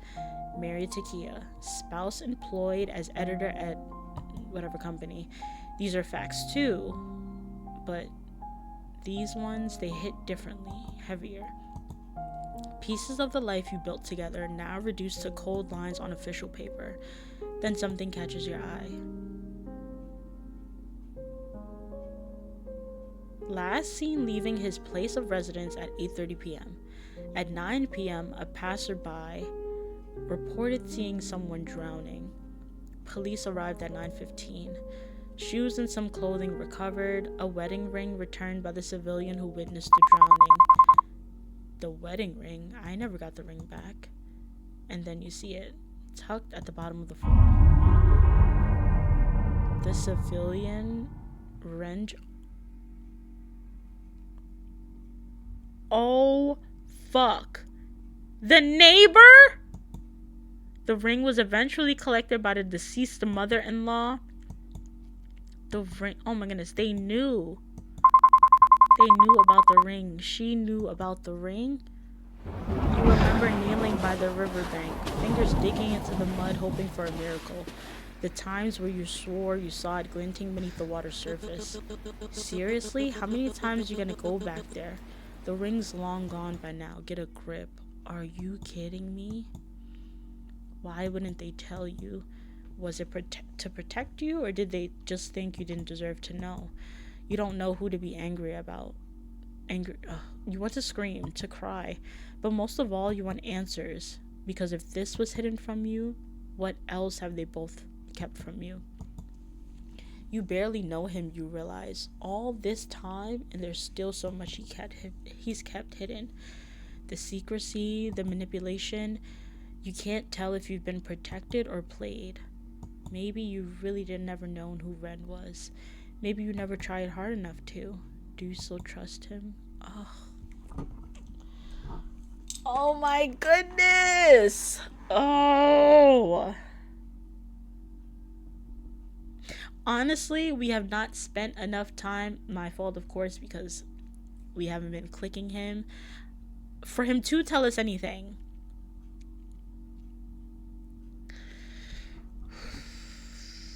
I feel like if I was playing this and if Ren was the focus of each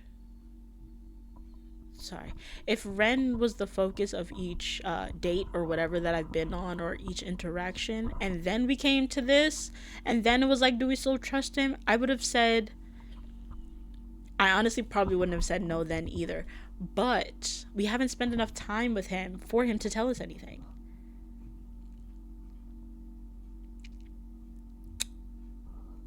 I'm gonna say yes, you do. Truth be told, you're sick of people keeping you in the dark, but maybe there's a good reason for it. We gotta talk to him first. A part of you wants to be angry. Oh no, we're still angry. You'll confront Ren when the time comes, but this won't shake your belief that he's a good person. Okay, try to find Ryota around town. Oof. Sanity decreased, affection with Ren increased. It's really late. I better head home before mom gives me a mouthful. The mom nowhere to be found right now. What mouthful?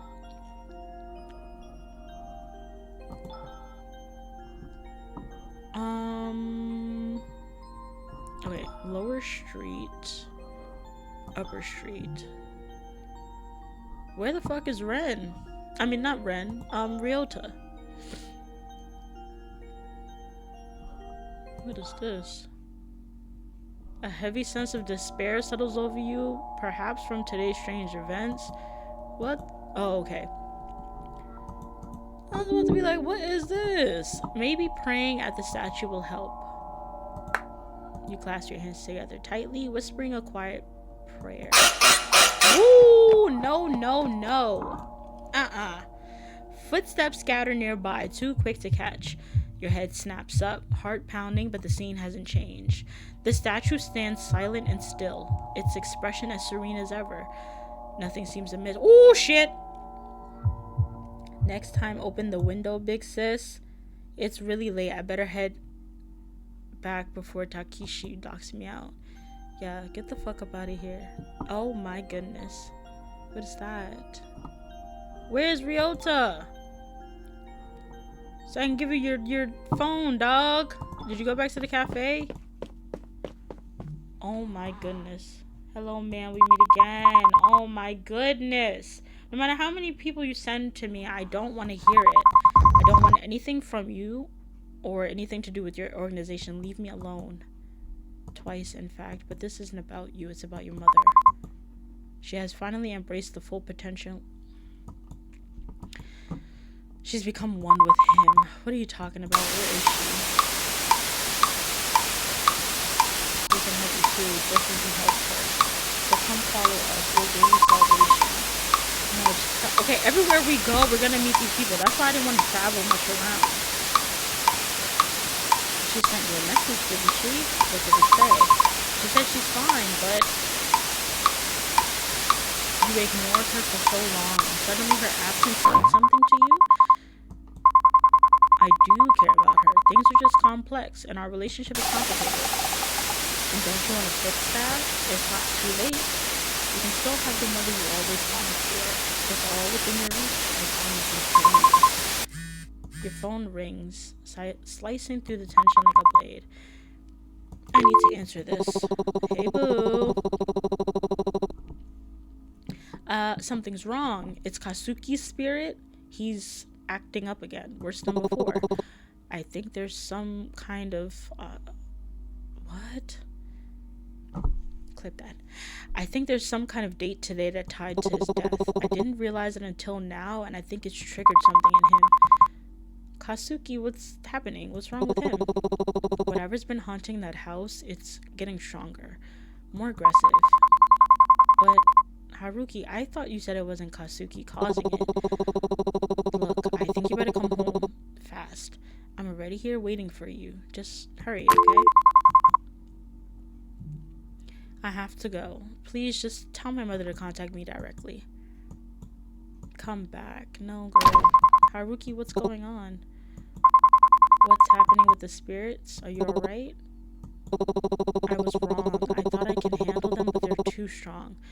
They're overwhelming me. I can't hold them back anymore. Not alone. What do you mean? I'll help you. Just tell me what you need. It's not enough. Not for this. Even with the both of us, it's too powerful. We need someone stronger. Someone we can trust. Someone who can truly end this. Haruki, this isn't like you. What's going on?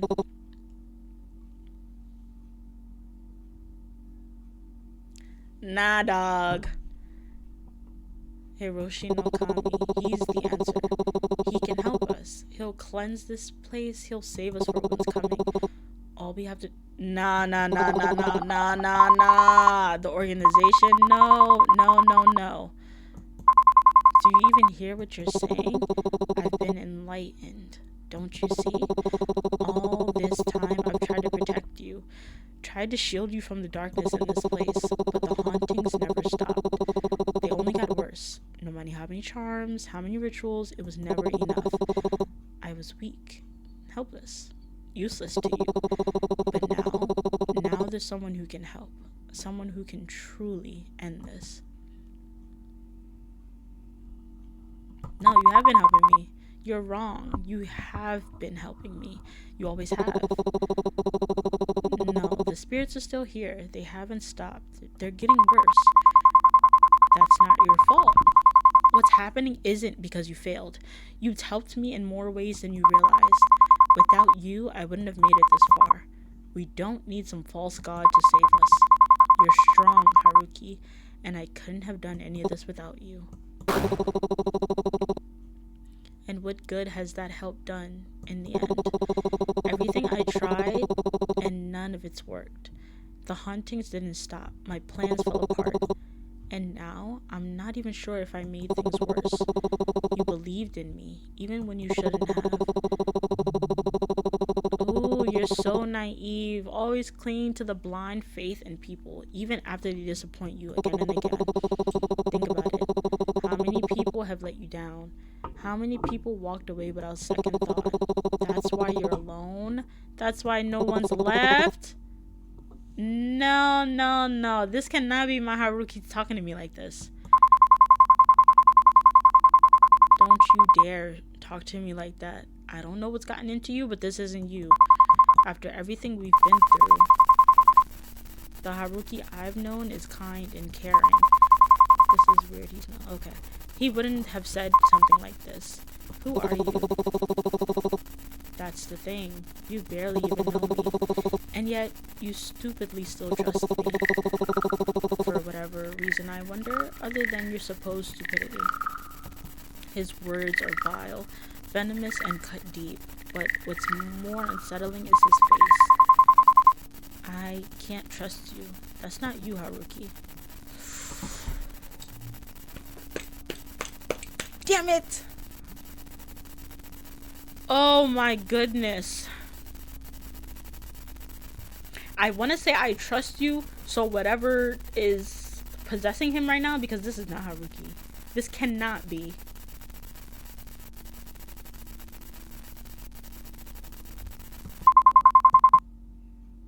I trust you, Haruki, the real Haruki, because whatever's standing in front of me right now, that's not him. So I'll ask you one more time. Who are you?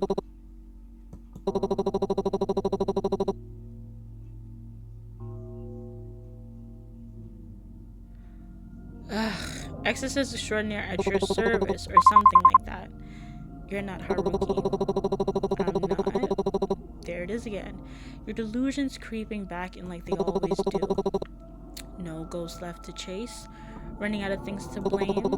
Maybe it's time for doppelgangers. That'll be more exciting, wouldn't it?